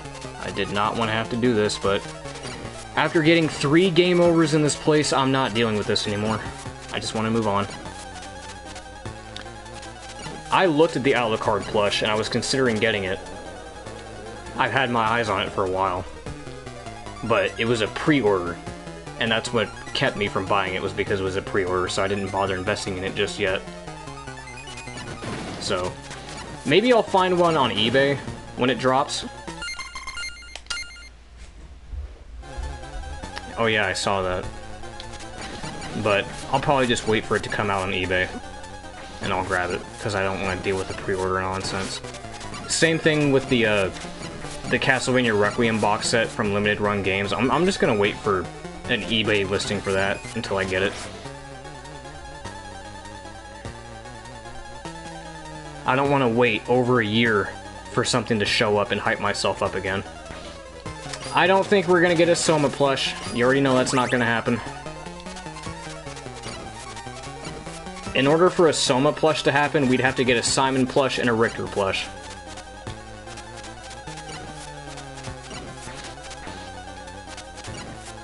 I don't think a Soma plush is gonna happen. He is just not that popular as compared to Simon and Richter. He might be the next popular, but I don't think he is, you know, that iconic enough to get his own plush yet. What are your thoughts on Bloodstained? I haven't played it, so I can't really give my thoughts on it, but people have been asking me to play it constantly, for ever since it came out. I'm not terribly interested in it, because it's not a Castlevania game. Like, it's not strictly a Castlevania game. Like, that's a fact. Bro.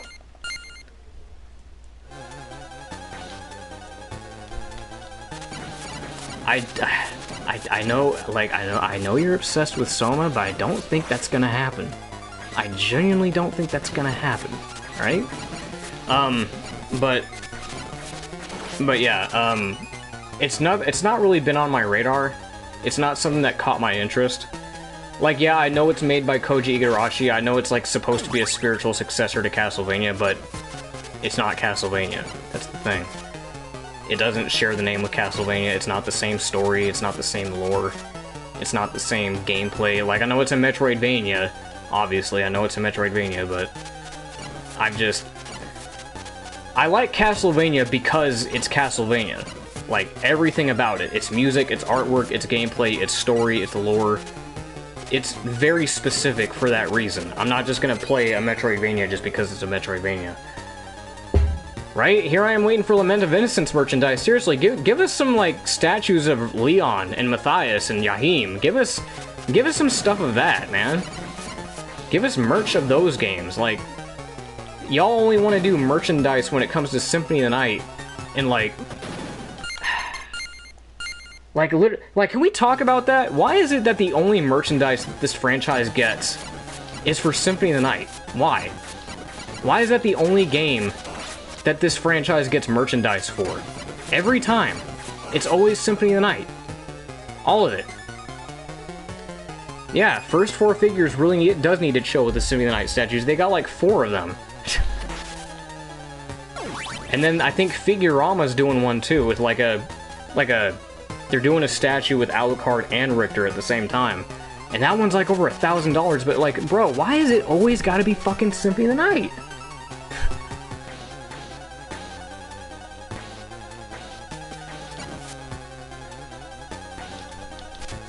What about Curse of the Moon? I heard about that. I've seen gameplay of Curse of the Moon also. I mean, yeah, again, it looks good, but it's just... I mean, I've considered it. It's just not a 911. It's just not a 911 to me. I'm not saying it's bad, it's not something I'm terribly interested in at the moment. Just because that's something that a lot of people seem to get a little bit misconstrued, is because, oh, you know, this is a Metroidvania. Darian's gonna love this because it's a Metroidvania. Not necessarily. Like, if that was the case, I would have played pretty much every single indie game in existence, because there's like a ton of indie games out there that try to be like Metroidvanias. But no, being a Metroidvania game by itself does not warrant my interest. It just doesn't. Oh shit. Okay.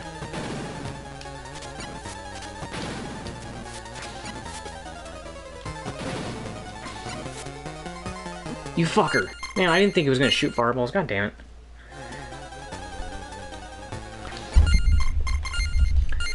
Yeah. I mean, yeah, this pretty much is the reason, because Symphony of the Night is like the one Castlevania game that most people have played. And that's why I keep saying that it's so oversaturated within the fandom, because it is. It gets way too much fucking attention. Way too much. Even from Konami, it gets way too much attention. It's like, bro, when are we gonna get some statues of Juice? When are we gonna get some statues of Leon? When are we gonna get some statues of well, we got statues of Simon. When are we gonna get statues of Julius, man? Like...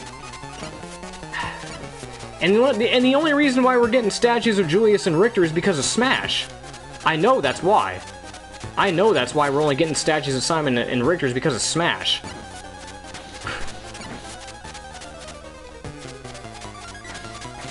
Yeah, I mean, Symphony of the Night is a good game, but it's not great. You know, it's... I can think of, like, a couple other Castlevania games that are better than that one, that I would rather be playing right now. There are better Castlevania games than just Symphony of the Night. Like Order of Ecclesia, or Portrait of Ruin. You know, there are other games. Which is why I can't wait for them to do a DS collection, because when that comes, you already know people are gonna be like, oh my god, it's, you know, this is better than Symphony of the Night. Yeah, it is.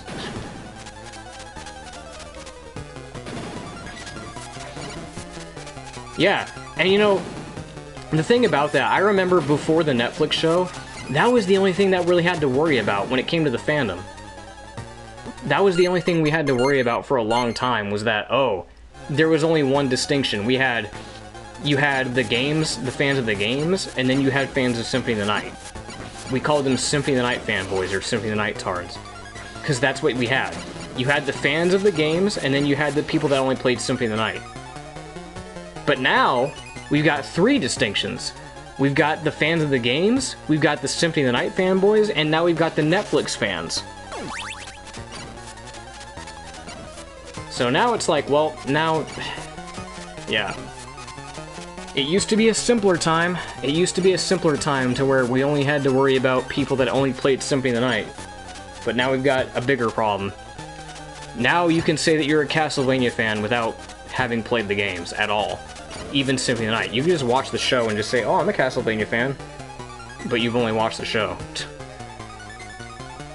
Yeah, I mean, Lords of Shadow, I mean, that's kind of in a league of its own. But I feel like for people to play Lords of Shadow, you've also had to have had at least some experience with the games, at least. Because nobody really... Because Lords of Shadow... I feel like nobody would play Lords of Shadow unless they were explicitly a Castlevania fan to begin with, because, you know, from an outside perspective, it's just another hack and slash. God of War clone, I guess. So, unless you're like a diehard Castlevania fan already, there's not much reason to play it. But yeah, I know what you mean. I know what you're talking about. Okay, can we fucking kill this guy already? Like, dude. Dude, this...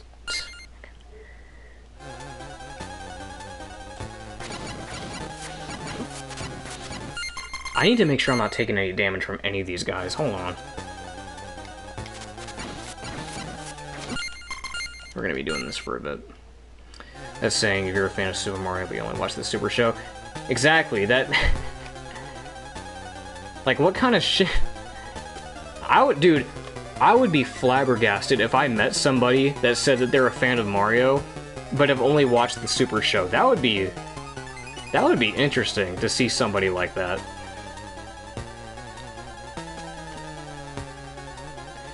That pisses me off. Yeah, people that claim to understand Castlevania better than those who actually played the damn games. I've seen people like that. I've come across people who act like that, where they're like, oh man, you just don't understand. You just don't understand what the show is going for. You just hate it because it's different from the games. Says the person who hasn't fucking played the games themselves. It's like, that's pretty rich coming from you. But yeah, I hate people that fucking do that. Like, you don't have room to talk if you have no experience with the franchise other than this new show that just came out. What are you talking about? Like, do you know what it's like being a Castlevania fan for so long, being in such a niche franchise, trying to get people into this franchise for years, but they just refuse to because they hate the gameplay? Because I've had to deal with that for so long. I've tried to get people into this franchise for years, and people would shoot me down and be like, oh man, I hate the gameplay, it's boring, I don't like the whip. I don't like the Metroidvania-style gameplay. I don't like the backtracking. It's too hard. There's always a reason, dude. There's always a reason why people don't want to play these games. But now, oh, it's suddenly hip to be a Castlevania fan because it's on Netflix and everyone and their mothers watched it. It's like, bro, y'all don't even know. You have no clue. Y'all have no fucking clue.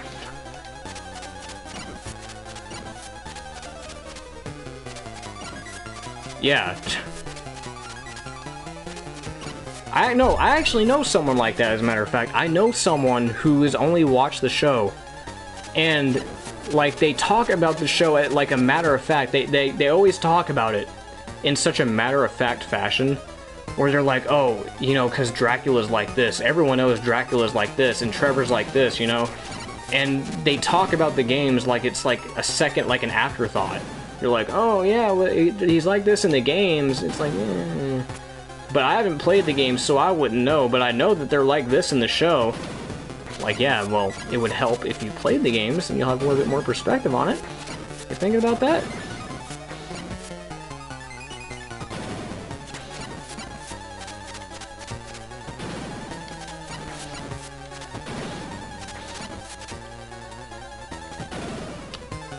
And my ass is grass. My ass is grass. My ass is grass. Is my ass grass? You can do one final jump. There we go. Okay, I thought it was done for. Should have made it end at season 2. It shouldn't have happened at all. The adaptation shouldn't have happened at all. If you were to ask me if I wanted a Castlevania adaptation, and if I found out that this is what it was going to be, I would have... Why didn't he land on the fucking platform up there? I would have happily just said no. I would have rather had none at all. If this is the outcome of the Netflix show, I would have rather just said no. I'd rather have nothing at all, if this is what you're gonna give me. Yeah, you were happy to see Gurgoth. Yeah, that's what they want you to be happy about. They want you to be happy that they shove in all these Easter eggs from other fucking things, because I don't know why Gurgoth is even in there when he's not supposed to be. Gurgoth doesn't show up until like 1,000 years later. In Dawn of Sorrow, and Aria of Sorrow. I don't know why he's even in there. It's fucking bullshit.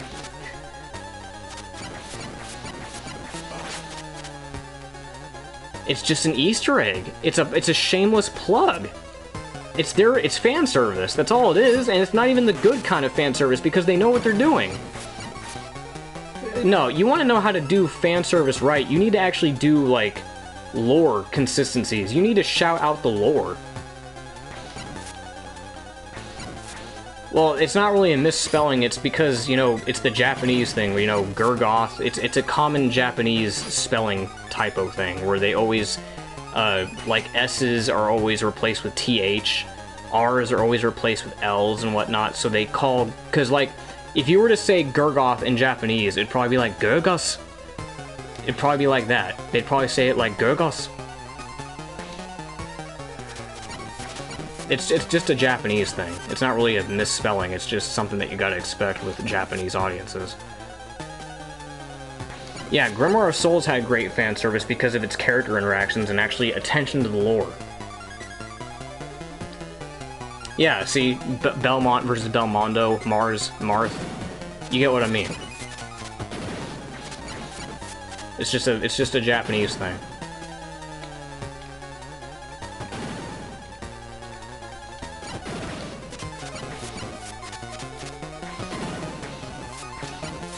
Well, the reason why they're saying that is because Richter in Grimoire, he's a... Oh, okay, I didn't die.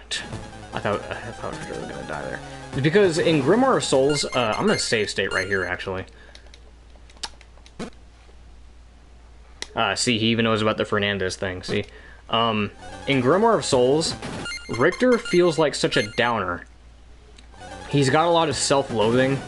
He keeps talking down about himself, and he keeps comparing himself to, like, Simon and whatnot. He keeps comparing himself to other characters. And that's because, you know, after the events of Symphony of the Night, where he got possessed by Shaft, you know, he was ashamed. That's a canonical thing, that he was ashamed of what he did. Letting himself be possessed by Shaft, and using the whip for evil. That was why. But, you know, they really hammer it home in Grimoire. Like, they really like to hammer it home that he's, like, depressed and he feels sorry for himself, and, you know, that does get kind of annoying when he keeps comparing himself to other characters like that. But I don't know if I would say that he was done dirty. It's just that they lay on the self-loathing a little bit too hard, I feel like. He wasn't done dirty. He wasn't done dirty. You're just saying that because he wasn't playable. Or he was just a side character. Like, the game... You gotta stop with that. He wasn't done dirty. I don't really think anybody in Grimoire of Souls was particularly done dirty. In my opinion. I don't think anybody in that game was particularly done dirty. Soma had enough of a presence in the game as it was. He had like, what, like 3, 4... I think he had like 3 different boss fights. He had like 3 boss fights of his own, and he was the antagonist for most of the game. For most of the game, he was the main villain. So I don't know where you're getting this thing that he was done dirty from. And he's playable too. He's playable. Granted, he's a side character. He's a support character. You could argue that he was done dirty in that aspect because it was kind of misleading that, like, because I thought he was going to be a playable character. I thought he was going to be like one of the main playable characters along with the other 5, but he wasn't. He was just relegated to being an Alter Arts character. He's just a support character. Because if you look at the main poster for the game shows the 5 playable characters that you play as, and only them.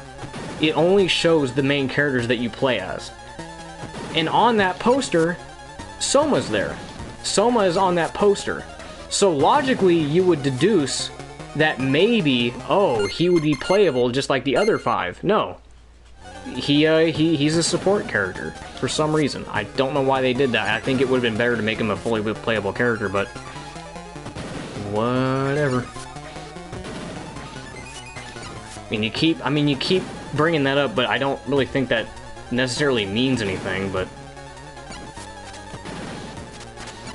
my thing is, though, if he was meant to be playable, I feel like there would have been more to his character. I feel like there would have been more remnants in-game that would have signified otherwise. I think they decided early on that he wasn't gonna be, because the thing is, with each playable character, each of the playable characters has their own movesets, and they have their own arsenal. Like Alucard has the swords, Simon has the whips, Shinoa has the glyphs,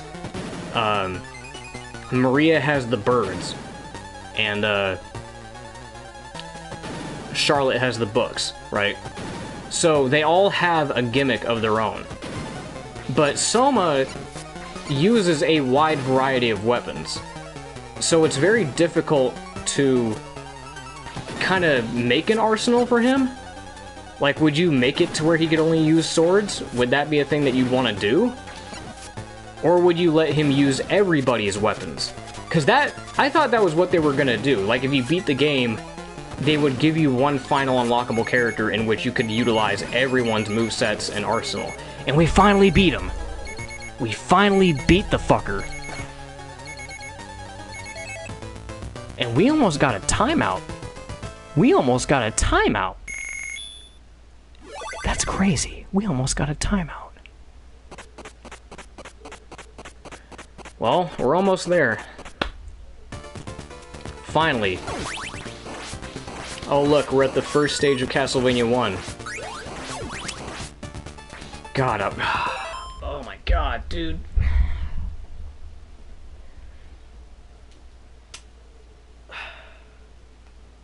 Man. Ugh, buddy.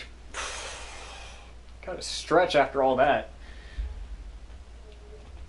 Ooh. Getting sensory deprivation over here from looking at that stage all the time. There's a guy giving Symphony of the Night basically the Sonic Mania treatment, remaking Richter sprites and whatnot. He tends to put sus. He tends to put sus.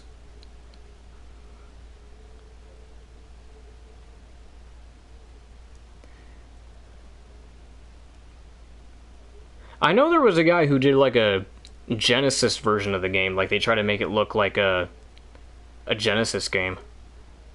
I know there was that. Like the D-Make, Genesis D-Make, or whatever.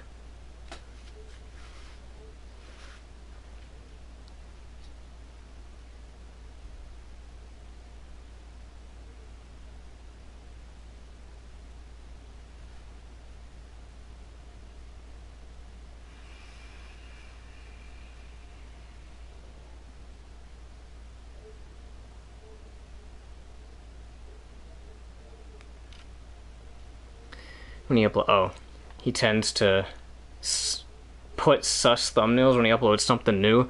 Oh, so he's one of those guys? Well, you kind of missed the zeitgeist because Among Us is kind of, I wouldn't say dead, but it's kind of past its heyday right now.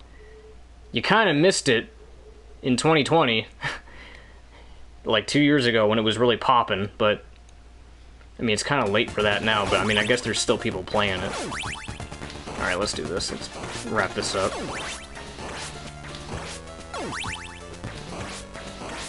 Yeah, you kind of missed out on the zeitgeist there.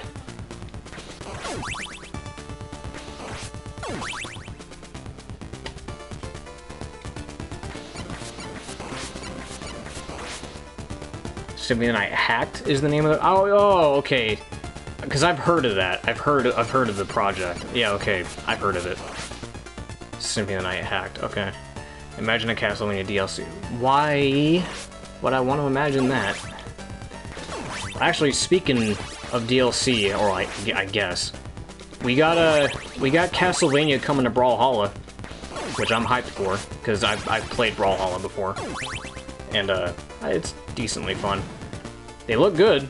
Simon and Alucard look good. So I am pretty hyped for when they release.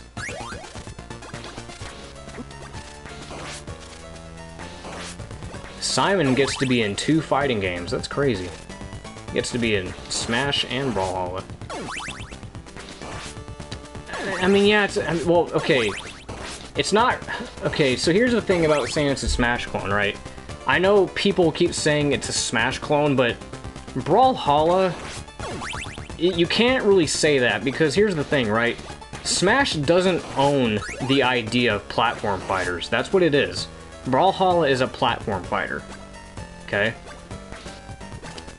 I'm still wanting Alucard in Smash. Well, you know what?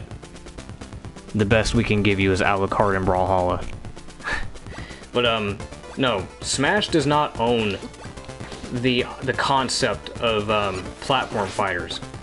And people seem to be forgetting that. They're like, oh, if it's a platform fighter, it's just trying to be like Smash. Like, not necessarily. Like, Brawlhalla does its own interesting idea. Like, Brawlhalla does this thing where, like, the gimmick of Brawlhalla is the weapon system, to where each character has their own unique set of weapons that they can use. And, like, I'm getting fucked up right now. Again, I'm not fucking focusing because I'm trying to talk. But, has their own unique set of weapons. So when you spawn in, you don't start with the weapon immediately. Yeah, I know you're still gonna be irked about someone being a spirit because you're fucking obsessed with them, and you need to quit that. You need to fucking quit that shit. You gotta realize that not everybody gets what they want. Like, Sonic only has 1 rep, and it's Sonic. We don't got Shadow, we don't got Eggman, we don't got nobody. Look how long it took for Cloud to get Sephiroth as an other character. Look how long it took for Sephiroth. Look how long it took for fucking Banjo. Look how long it took for... My god. Yeah? Well, guess what? There's probably a lot of people that are upset about that too, just like how Soma's an assist trophy also. Or a spirit, rather. A spirit. What I meant to say. Like, just be glad that... Like, I'm glad that they even put a Spirit of Reinhardt in the game. That was crazy to me. Like, I know they're not gonna make Reinhardt a playable character. I know they're not gonna make Nathan Graves a playable character. But I'm glad that they I'm glad that they put a remake, or like yeah, it was like a reorchestrated version of Awake. I didn't expect them to do that. Like, yeah, they might not be playable, but they still gave some good representation of the characters in there. And Goofy, that Soma's spirit in 4 stars, and Julie's in like 3. Yeah, that is pretty crazy. I think the reason why they did that was because of, like... I don't know. I wonder if they're only counting that because of, like, that fucking fight they had in Aria of Sorrow where Soma technically beat him. I wonder if it's because they're counting that. You think the Advanced Collection is going to get... Maybe. There's a good chance that limited run games could do a physical release of that, too. If there was another Castlevania character in Smash, it would be... I don't know if it'd be another Belmont, because we've already got 2. We've already got 2 Belmonts. I think that's already cutting it. It would have to be Alucard.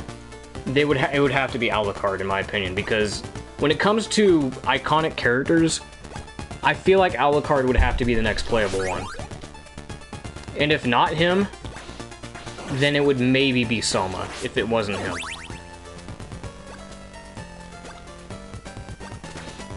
But, yeah, if it's not a Belmont, it would be Alucard, easily. Just for the fact that it's Symphony of the Night. We already know how Symphony of the Night's, you know, exposure works and how it works in the fandom. It would have to be Alucard. We could have gotten other Belmonts. Well, my thing... I've always said that, in my opinion, what they could have done... I wish they had it to where it was like... You know, like the Koopalings? Right? Or even Pokemon Trainer? Where they have specific character slots, but if you, like, where, like, instead of skins, they're actually different characters. Imagine if we had a character slot just called Belmont, right? If you just had a Belmont class, and then by switching, like, pressing the L button, it would alternate between each of the Belmonts. Like, you could play as Trevor, Christopher, Leon, Juiced, Simon, Richter. You know, you can play as all the different Belmonts. Oh, here's Death again. Here's Death. Arguably not as difficult this time because he doesn't have that stupid platform in the middle.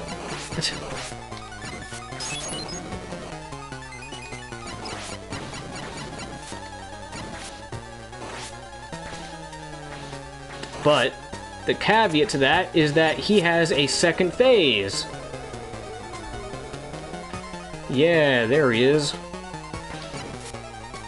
I didn't think he was going to go that far. I might have to save state this one. I don't want to restart, dude. I don't want to restart. I just don't. I just want to get through this fucking game. I'm ashamed that I'm even having to do it, but I just want to get fucking through this already. We've spent enough time here.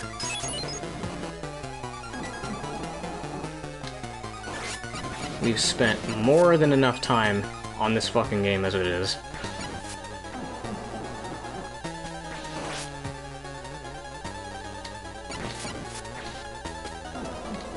You played... Wait, you played what?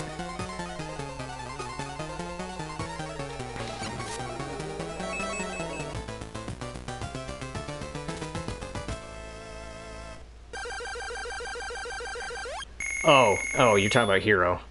Okay. And yeah, he's considered the most... Okay. Yeah, the thing with... Yeah, we need to talk about Christopher, right? Oh yes, my favorite song.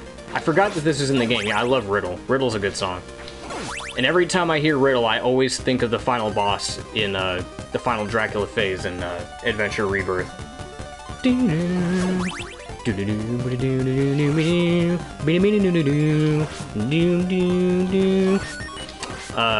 me see. What was I gonna say? Yeah, Christopher. So, I find it very, very bizarre how, in the lore, they specify that Christopher is the most renowned and well-known Belmont, yet... And he has, like, 3 games of his own. He's got 3 games to himself, and he has a comic book series to himself, and yet, despite all of that, he's forgotten. He's always left out. He's forgotten, he's never talked about. He's not even really acknowledged by the fandom at all. Nobody really remembers him. Like, I see all this artwork and, like, fan art of like all these like, you know, the Belmont family reunions and whatnot, where they show all the Belmonts. And like 9 times out of 10, they always leave out Christopher. Always. It's just funny to me. It's just funny to me how he could be like the most revered and remembered Belmont in lore and have like 3 games to himself and a comic book series to himself, yet nobody remembers him. It's just very weird. Oh my god, of course that fucking killed me. Christopher's the beast of a Belmont. He destroyed 5 castles. Yeah, he did. And in the first game, he didn't even have sub-weapons to do it either. He only had his whip. I think that was the only game in the series where a Belmont only had a whip to use. He didn't have... Dude, okay, that's bullshit. Okay. Alright. Coming back to the 3D representation. Yeah, it'd be... Now my question is, which version of Christopher, though? Which version of Christopher do you want to see in 3D? Y'all like his Belmont's Revenge design, where he's got like that weird studded breastplate? That weird shoulder breastplate thing of his? Do you like the Adventure Rebirth version of him, where he just looks like a red version of Richter? Or do you like his Belmont's Legacy design, where he's got like that green kind of tunic? You know? He's got a lot of designs. Christopher's got a lot of interesting designs. The one you draw most... Oh, so my Adventure Rebirth design? It's funny, I like to draw the Adventure Rebirth design, but I arguably like the breastplate better. I like his Belmont's Revenge design better, because it keeps with the barbaric motif. It makes him look like a barbarian, but it also makes him look unique, because none of the other Belmonts have that, you know, studded breastplate thing going on. I think that's what makes him stand out, is that one shoulder pad breastplate thing of his that makes him look unique. Okay, how are we gonna tackle this? Do, do, do.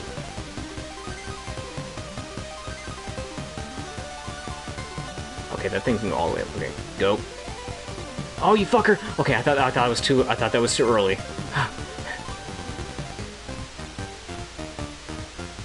Yeah, the breastplate. It does.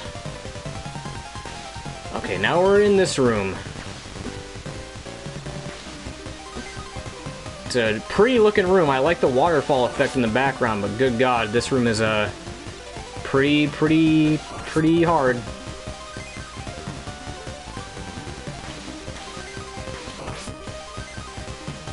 Come on, make it. Nope, nope, nope. That's not gonna cut it. Okay, go, go, go, go, go, go, go, go, go.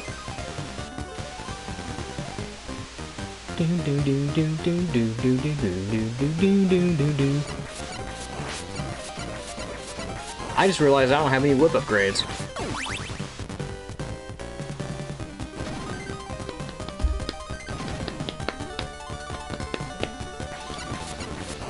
I'm going in raw. Never mind. Now I got an upgrade. Wait, is there meat over here? Of course not. Fucker!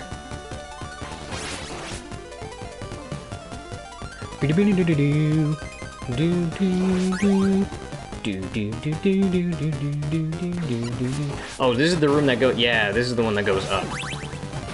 Okay. Can I get some meat, please? However, it would be interesting in a game telling his son's story. Yeah. Would have been cool. It would have been cool to have Soleil be playable, too.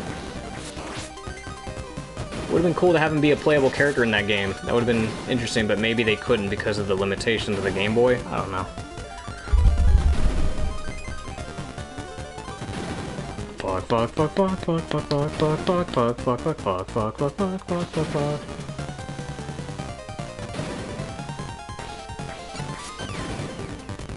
Fuck, fuck, fuck, fuck.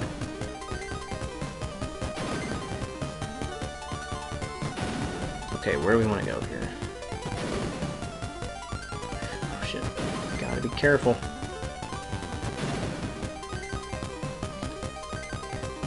Oh, that missed me by the skin of my pants. I thought for sure that was gonna touch my foot and kill me.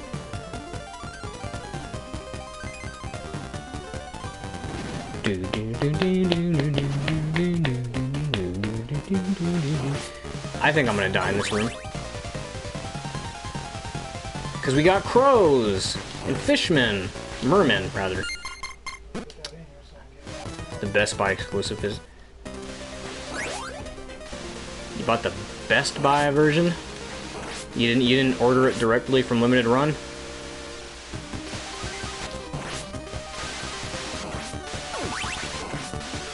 I had to buy it directly from Limited Run, and I had to wait over a year for the damn thing to come in. Year and 3 months, specifically. Thing took fucking eternity to get here. I can't remember, what's the boss of this stage? What is the boss of this stage? I forgot. Fuck. Ah, whatever. Dude, I didn't even fucking save state. God damn it, I thought I was gonna... Man, now we gotta do all this shit from the fucking beginning again. Man. Yeah, they do. Bats, crows... It's even worse when they have, like, inconsistent timing, too. They don't always attack when you want them to. Oh yeah, you're right. This might be the doppelganger. That's right. Yeah, this is probably the doppelganger.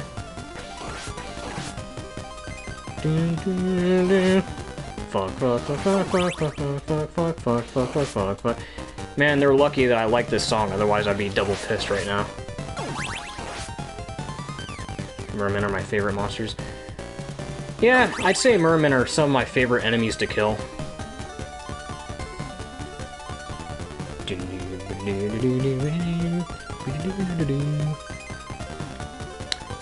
I'd say when it comes to enemies, I think my favorites are, yeah, the mermen. I think that I like the axe armors the most. That killed me? This game, dude, I swear...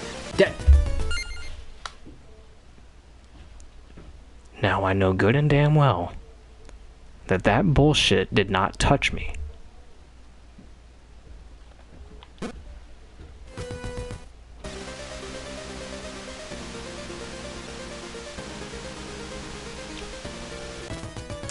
Yeah, just fucking start me over. I already lost like 2 of my lives to garbage anyway, so just start me over. We're such a boss theme. Yeah, and it is a boss theme anyway because it was a boss theme for Adventure Rebirth.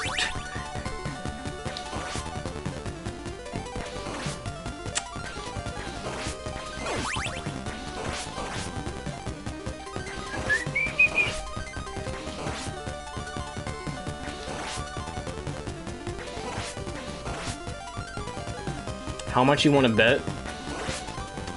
How much you want to bet we're gonna get through that Dracula fight with no problem? How much you want to bet? How much you want to bet we're gonna get through that Dracula fight with no fucking problem? Because knowing my luck, it's gonna go perfectly fine. Because that's how it always goes. The middle of the game is always tougher than the end. We're gonna beat Dracula on the first try. I guarantee it.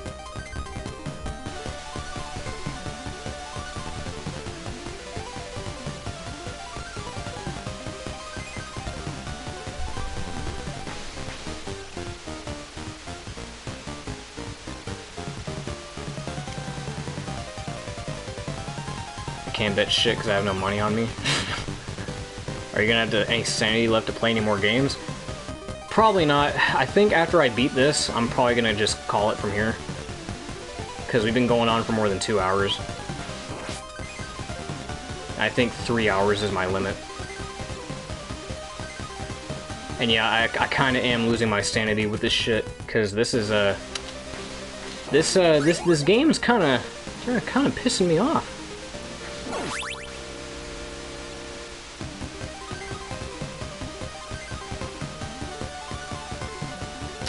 When I say kinda, I mean, it really is pissing me off.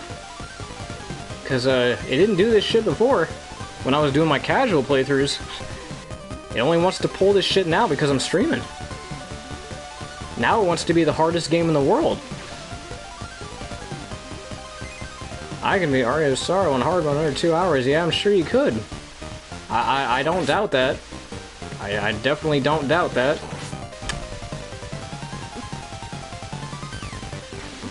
I remember when I was so obsessed with Dawn of Sorrow that I could beat the game in like a couple hours too.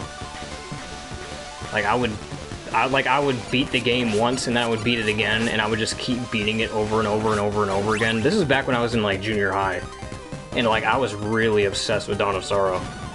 I would just like I would beat it consecutively over and over and over again. I told you this game was brutal. I personally think it's just about the hardest game. Again, I think Haunted Castle takes that spot. Haunted Castle probably takes that spot, but like I wasn't having this hard of a time with my casual playthroughs a while ago. It's like just because I'm now streaming it that it wants to start giving me shit. I refuse to play Dawn of Sorrow because of those damn seals. It's not that bad. It's not that fucking bad. It's just for the boss fights. And they're simple patterns. They're literally simple patterns. You just gotta draw on your screen and just draw a simple pattern. Like it's like a V shape. You draw a V shape or a W shape or a star shape. It's not even that bad. You're missing out, frankly.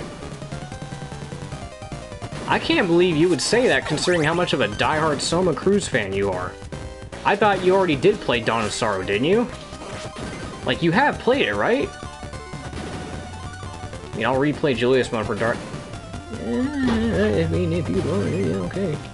I mean, that figures. Second hardest. I mean, yeah, the game is still hard. This game is still, like, ridiculously hard. But, wait for Seal of the Eclipse. Oh, yeah. I actually am hyped for Seal of the Eclipse, actually. Even though it's a fan game and I don't really vibe with fan games that much, I am hyped for Seal of the Eclipse. It looks really good. It looks fantastic. Like, when it comes to fan games, I think that's the only one that actually caught my attention, because it looks fantastic.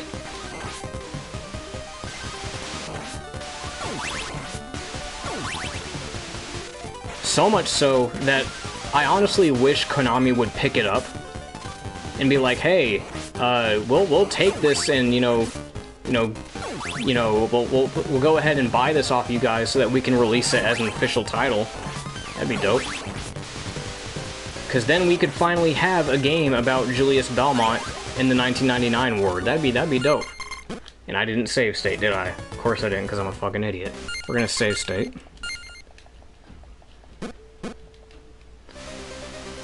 I've seen the Lacard Chronicles. It didn't really catch my eye because it looked like it was, it just looked like it was, I don't know. Didn't really look all that special to me, and I don't know. It's the closest thing we're gonna get for a Julius game, yeah. I want you to think about this, right? The 1999 Demon Castle War thing was hinted at, like, 20 years ago. We were introduced to Julius Belmont almost 20 years ago, and we still don't have a game about him yet. That's crazy. That is ridiculous to me. Almost 20 years since that's been teased, and we still don't have a game about it. Which I know, before Koji Igarashi left Konami, there was an interview that he did where he said that he wanted to make 2 more games before he left. And we already know that the Demon Castle War game is one of them. We already know that. We know that the Demon Castle War game most likely would have been one of them. I am curious about what the other one would have been, though. I'm very curious about what that other one would have been.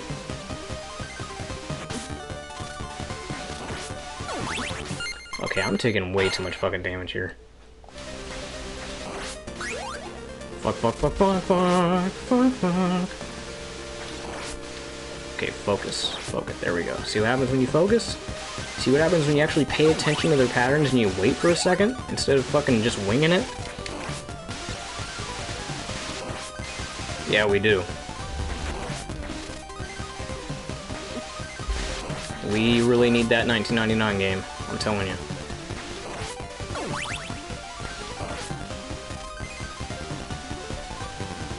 Fuck, fuck, fuck, fuck, fuck, fuck, fuck, fuck, fuck, fuck.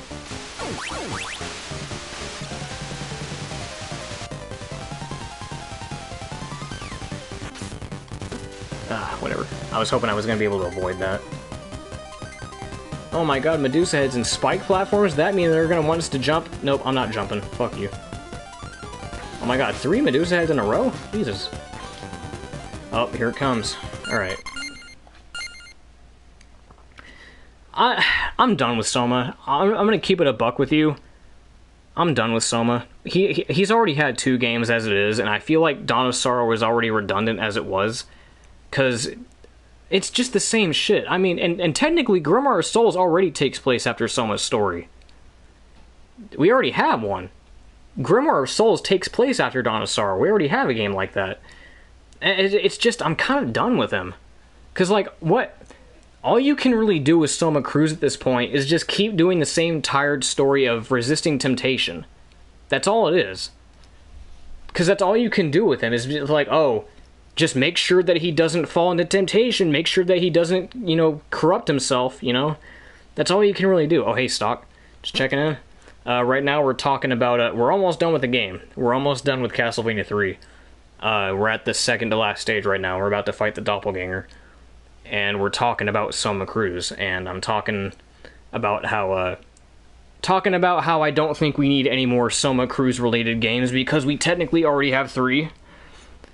Counting Grimoire of Souls, because Soma Cruz has a huge presence in that game already, and it takes place after Dawn of Sorrow. So I'm like, I don't think we need any more games about him, frankly.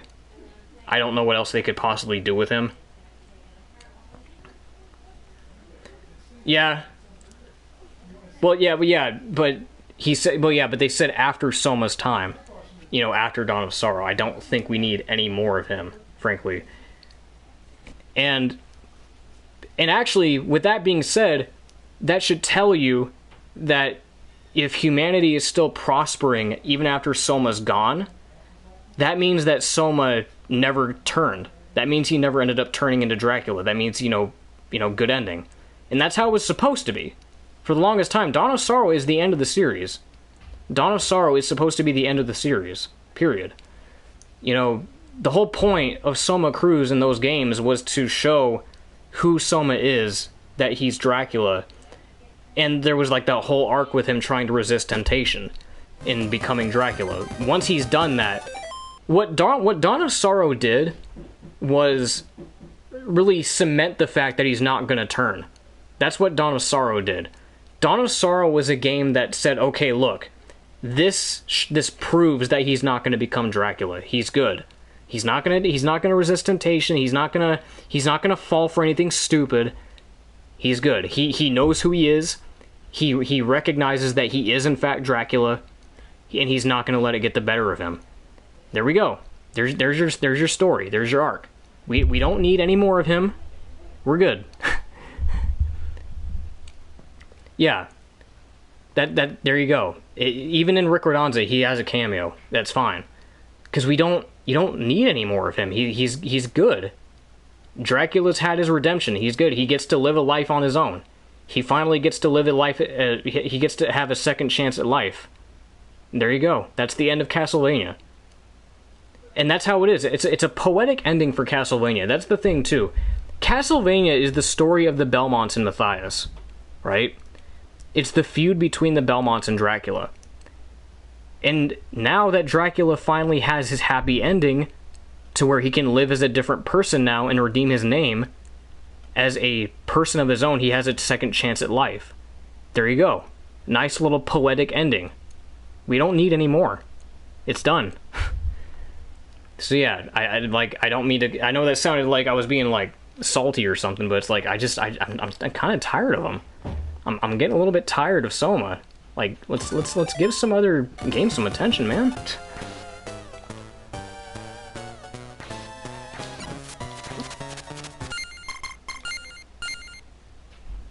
left Soma's ending. Yeah, it's a good ending. Okay, we need to tackle this better. Let's see. What would I want? Besides a 1999 game, what would I want? If I wanted another Castlevania game, I personally would want...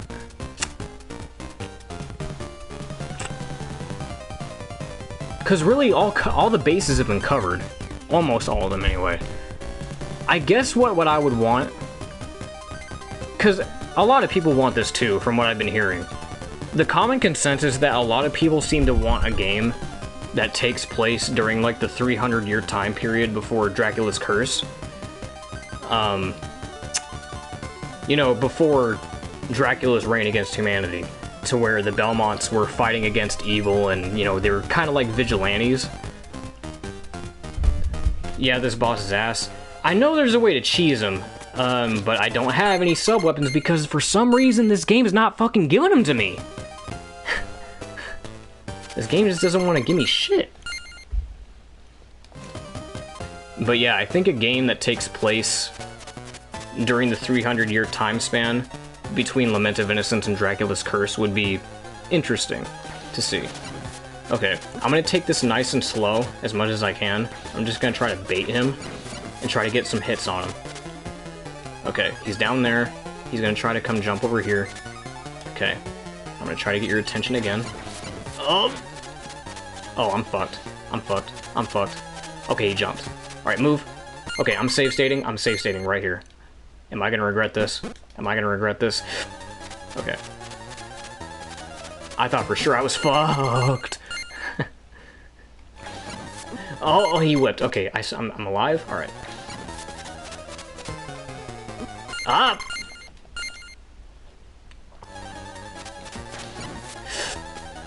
No, you fucker. No. How does touching him do more damage than him actually whipping me? That's weird.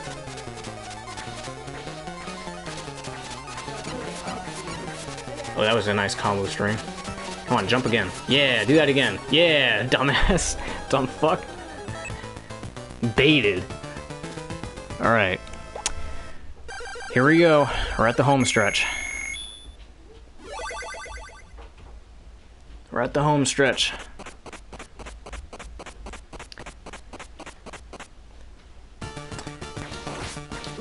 Yeah, I'm glad the series is getting a resurgence as of late. It definitely reminds me of my junior high days back in 2010 and such, when, you know, the hype for this game was like at its peak. You know, tons of games were out. You know, Order of Ecclesia was a thing, Judgment was a thing. You know, I was playing like all the Castlevania games on the Wii with the Virtual Console and shit. I was having a blast. And it feels like it's back. It feels like the heyday is back again, where we're starting to get back into the heyday of Castlevania, where the zeitgeist is back. So it's nice to see that the franchise is getting a resurgence again. I just hope that Konami picks up on it and keeps this up, because I know we finally got these two collections and we got Grimoire of Souls, but, you know, I hope they keep it up. I hope they keep giving us remasters and collections like we need. But we'll see. We'll see where this goes.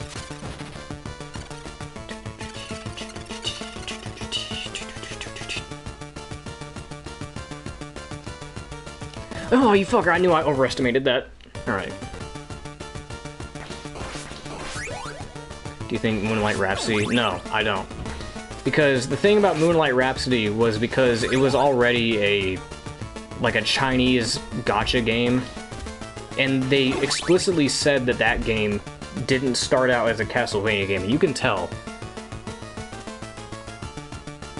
Oh yeah, okay, I don't think you even know what we're talking about, bro, but Moonlight Rhapsody was like this mobile game that they tried to push a few years back.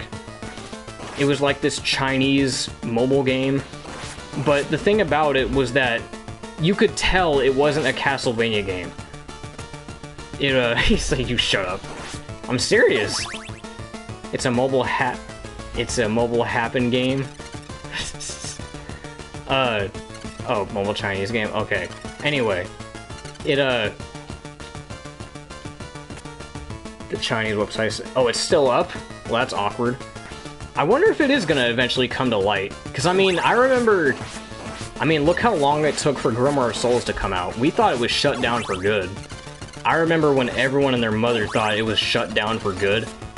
But even when they said it was shutting down, I knew it was for development purposes. I didn't think they were shutting it down for good. Because why would you go through all that effort to advertise it and make the damn game only to shut it down? That just didn't make any sense to me, right? It just didn't make any sense to me. Yeah, that's what I was gonna say. It started off as a bootleg game, but then they got the Castlevania license, and thus they were able to add a bunch of Castlevania characters to it. But with that being said, the game did not look like a Castlevania game. It looked like a completely different IP, and the Castlevania characters just looked like guest characters, you know? It was just like a crossover game. It didn't look like a standalone Castlevania title. Grimoire of Souls is a Castlevania game, through and through. Right? But there's something about you that like...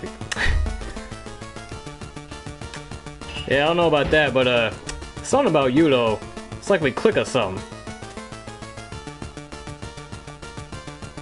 It's like we click or something. Oh, hey, we're already here. I didn't think it was gonna be this fast. Well, we're already at Dracula. Here we go. I'm gonna...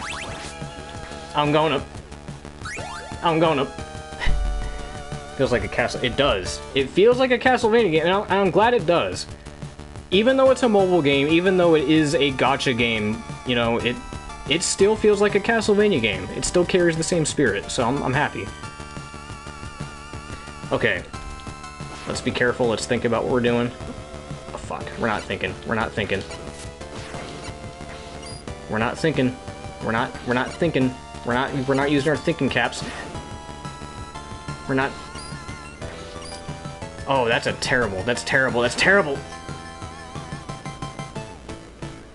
Okay, that's better. I need to remember to keep my distance. It's hard to keep my distance when that fire pillar stays up for so long.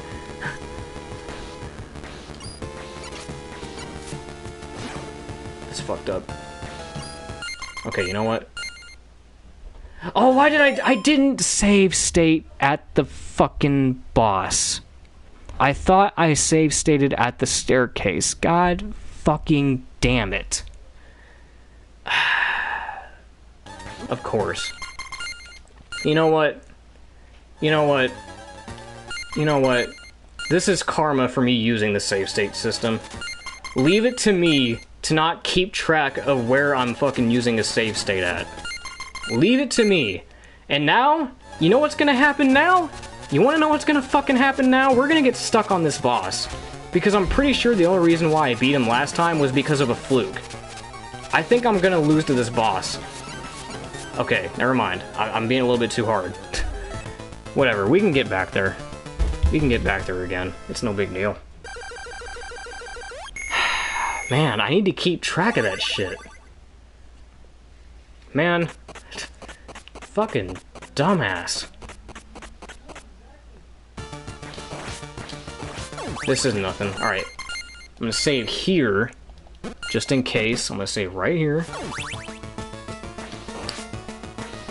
I bet the pain won't feel so good if it was you playing. It ain't gonna feel so good if you're on the receiving end of this shit.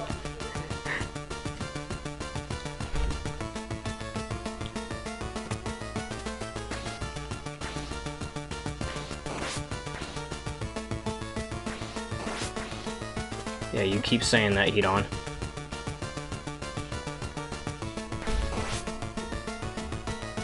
I got me a flip-flop, man.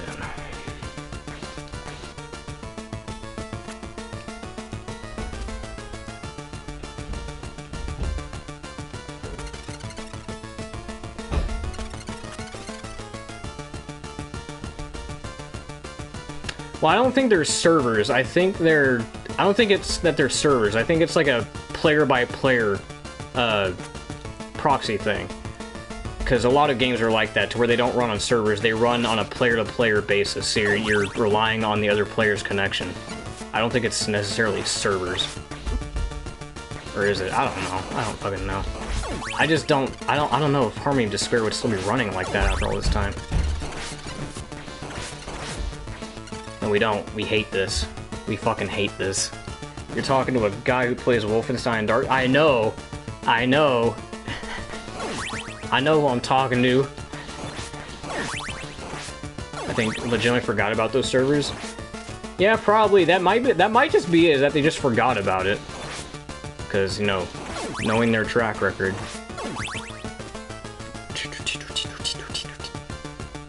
I've already seen a compilation of all the cutscenes from Grimoire. Yeah. Back to twerk. Alright, man, you have a good time at twerk. I'll catch you later when we get on later. Hopefully, they need to fucking drop Rick in Multiverses already. I'm waiting for that. Because they announced Rick Sanchez for Multiverses, and I'm waiting for them to drop him already so we could play as him. Now, save the fucking game this time, Dad. Fucking, I love you bad, Momo. I love you bad, Momo. I still play Harmony of Despair. I'm gonna keep it a buck with you. Harmony of Despair is kind of boring. Am I the one that feels that way? We need to kill Dracula. We need to kill Dracula, Morty! I feel like Harmony of Despair is kind of boring after, like, the first playthrough.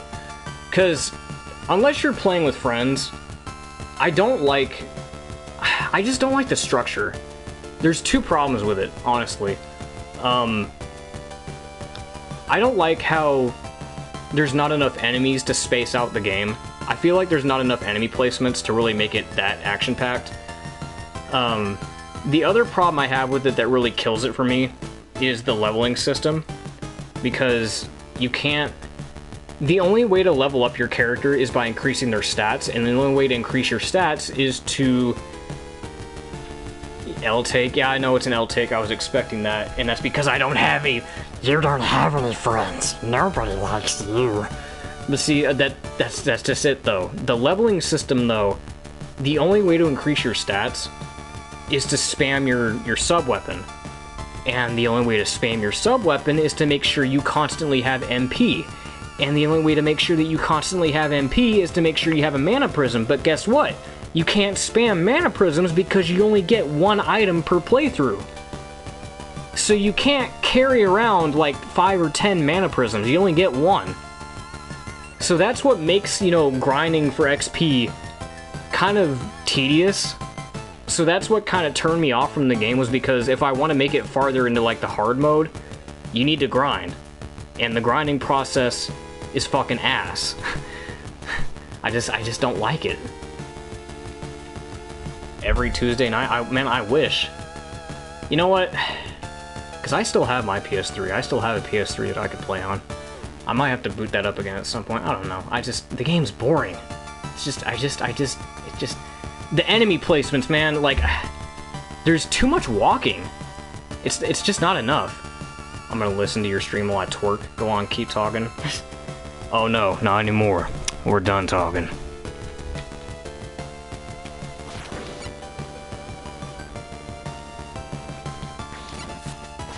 But, yeah, dude, I just don't like the enemy placements. Like, it doesn't feel action-packed enough, you know?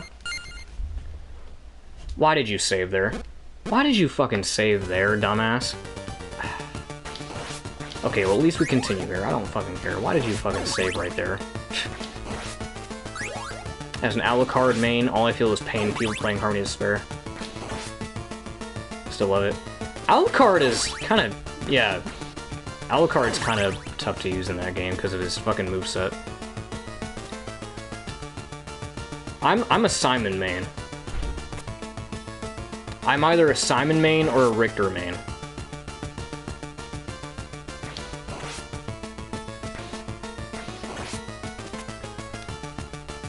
And it always, speaking of Simon in that game,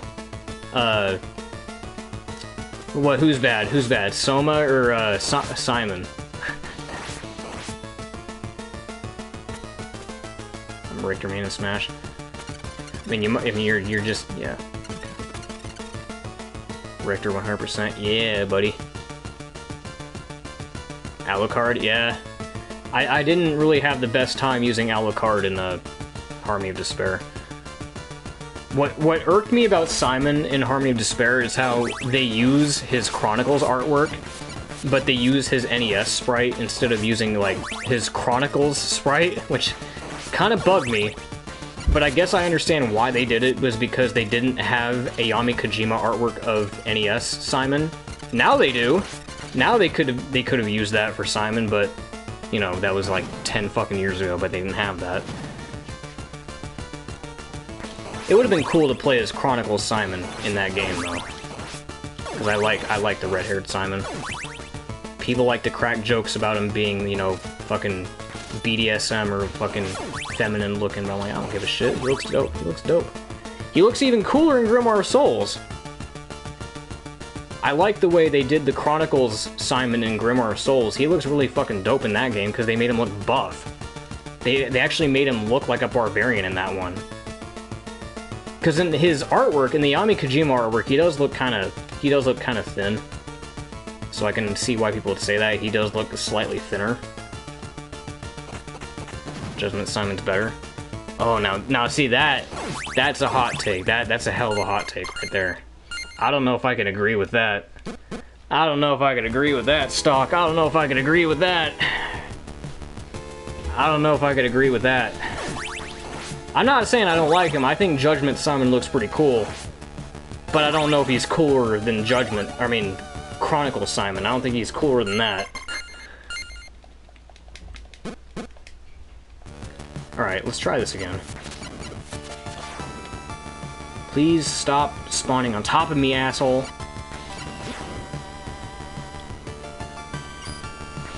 I don't know, why wasn't Richter in Judgment? Why wasn't Julius in Judgment?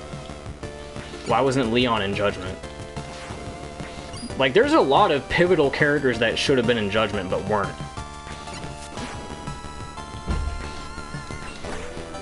Alright, second phase, here we go.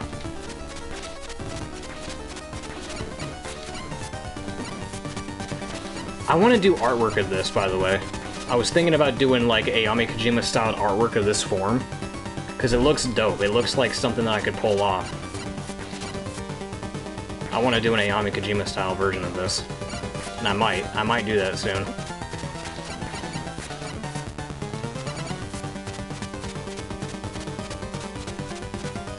Come on, we can do this. We got this. Let's do this. Home stretch, here we go, final form. Let's do it. Let's go.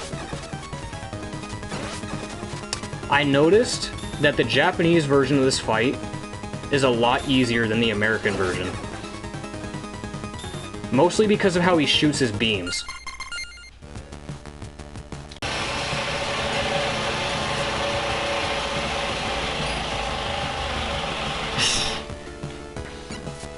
Oh, we got people doing work in the house.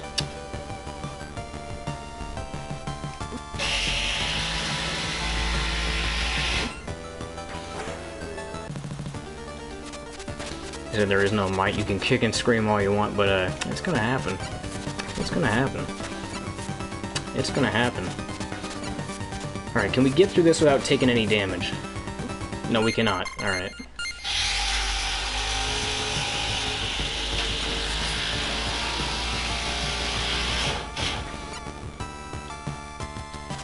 Oh shit. God damn it.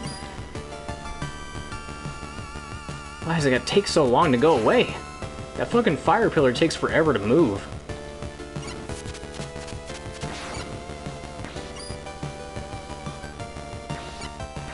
I don't need to... Well, no, it's too late for me to use Sypha now because I didn't grab her orb.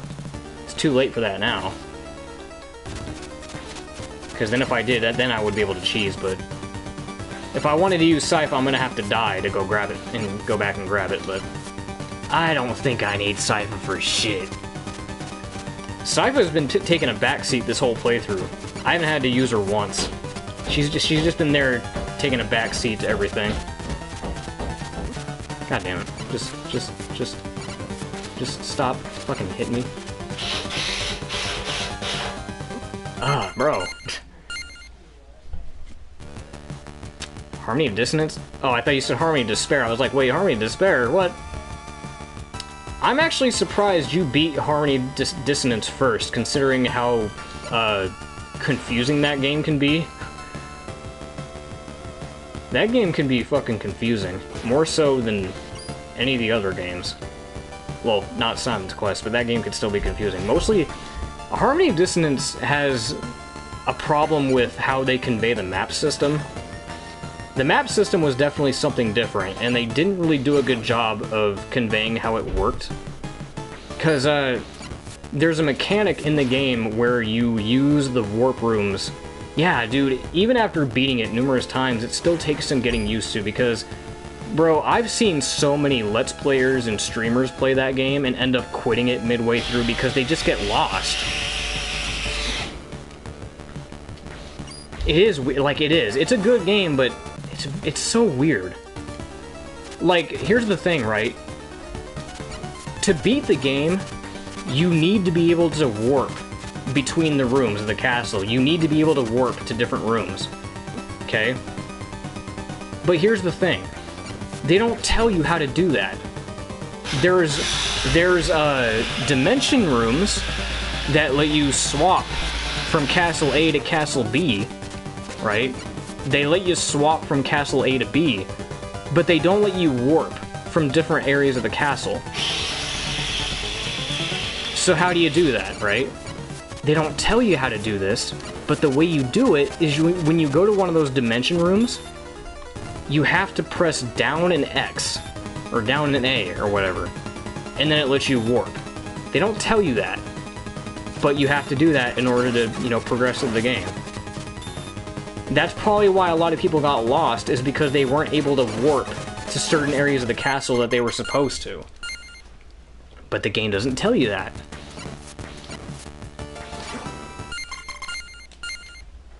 The game does not fucking tell you that.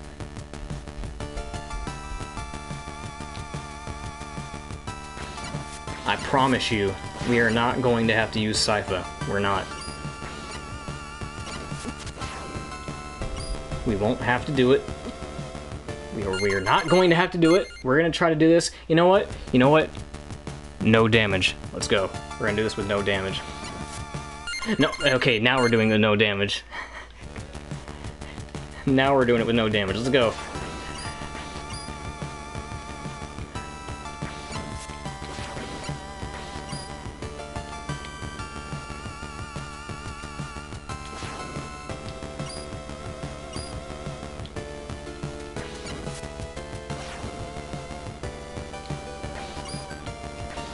Okay, I lied. We're gonna take damage. Fuck.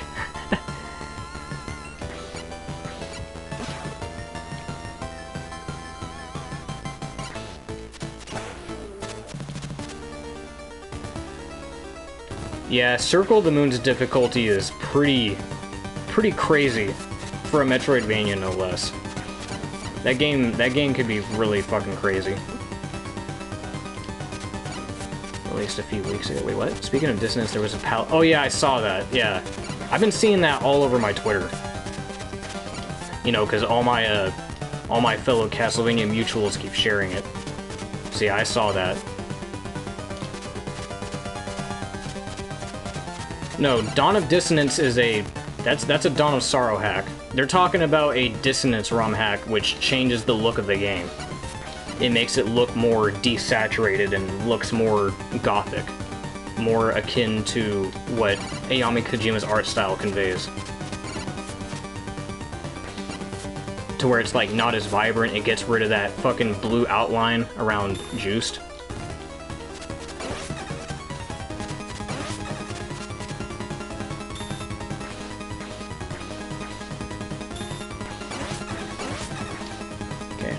Let's take this seriously, let's stop rushing it, because I'm noticing that's what's happening as I keep rushing my movements.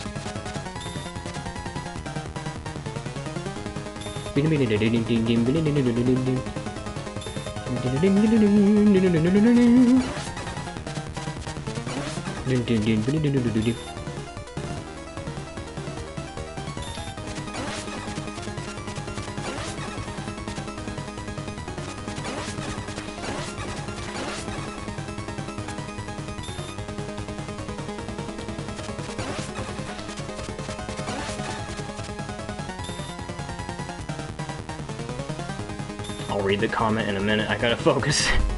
Because I know one more hit and I'm fucking dead. Holy shit, that was close. Okay. Oh shit, careful. We got it! GG's. Whew! That's GG's.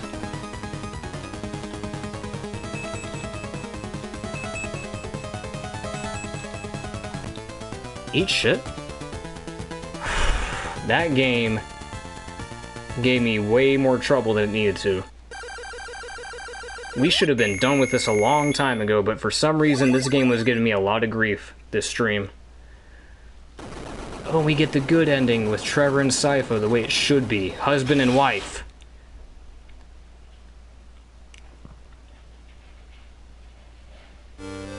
And if you don't get out of here, then by the power invested in me, I now pronounce you man and wife. What is going on in here? You may kiss the bride. But I think the reason Harmony of Dissonance looks the way it does is because critics said that it felt too dark for a GBA screen. That's fair. Yeah, that's fair.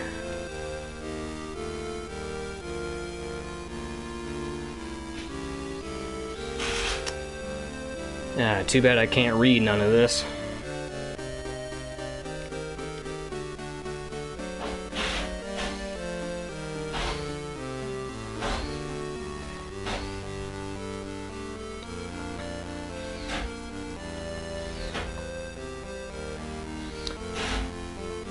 Yeah, that was interesting that they did that. Made it because they have the essence of Dracula's power so that they could be used to resurrect him, so that's interesting. That's definitely interesting that they put some lore behind that. But yeah, that's Dracula's Curse, one of the hardest fucking games in the series, and it definitely kicked my ass this stream. Sypha Vel Numdes? Vel Numdes? I haven't seen that before. I thought it was gonna be Fernandez. I haven't seen that. Grant Danusti. Vel Numdes.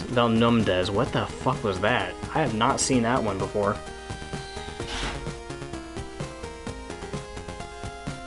Oh, they got his name right. Adrian F. Tepes. Alright. Vel Numdes. That's crazy.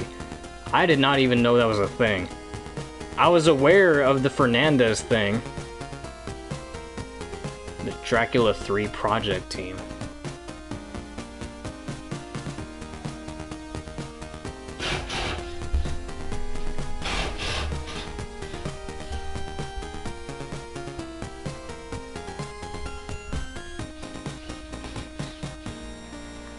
Thank you very much. No, thank you so much for playing my fucking game. God, man. This game kicked my ass. Especially at that water stage, that Aquarius stage. Good God. Game kicked my ass. More so than I was expecting it to. Man. Yes, Ralph. You know, Ralph Wiggums. I'm in danger! Okay. Well, thank you, Konami, for making all these games. You are now a shell of what you once were. It is the 36th anniversary of the franchise, and currently, as of now, we've got 2 collections and Grimoire of Souls, which we're just waiting for a console port. I'm curious to see if they're going to do anything with this IP any further. Hopefully we'll get a new collection soon. Preferably like a PS2 collection, maybe DS, something. I'll take any collection, really. I don't really care. As long as we just get something. But yeah, that was the anniversary stream. I would have played... I probably would have played Simon's Quest if it weren't for the fact that I just didn't know enough about the game to play it on stream confidently without having to look up a guide. Because I like the game. It's just I don't really know what I'm doing half the time. So, yep, that'll do it. That'll wrap it up. So, thanks guys for sticking around and chatting. Yeah, there was a lot of you guys that came in. I wasn't expecting half the people that came in to come in today, but yeah, thanks for chatting. Thanks for sticking around, and I will catch you guys on the next one. Catch y'all later.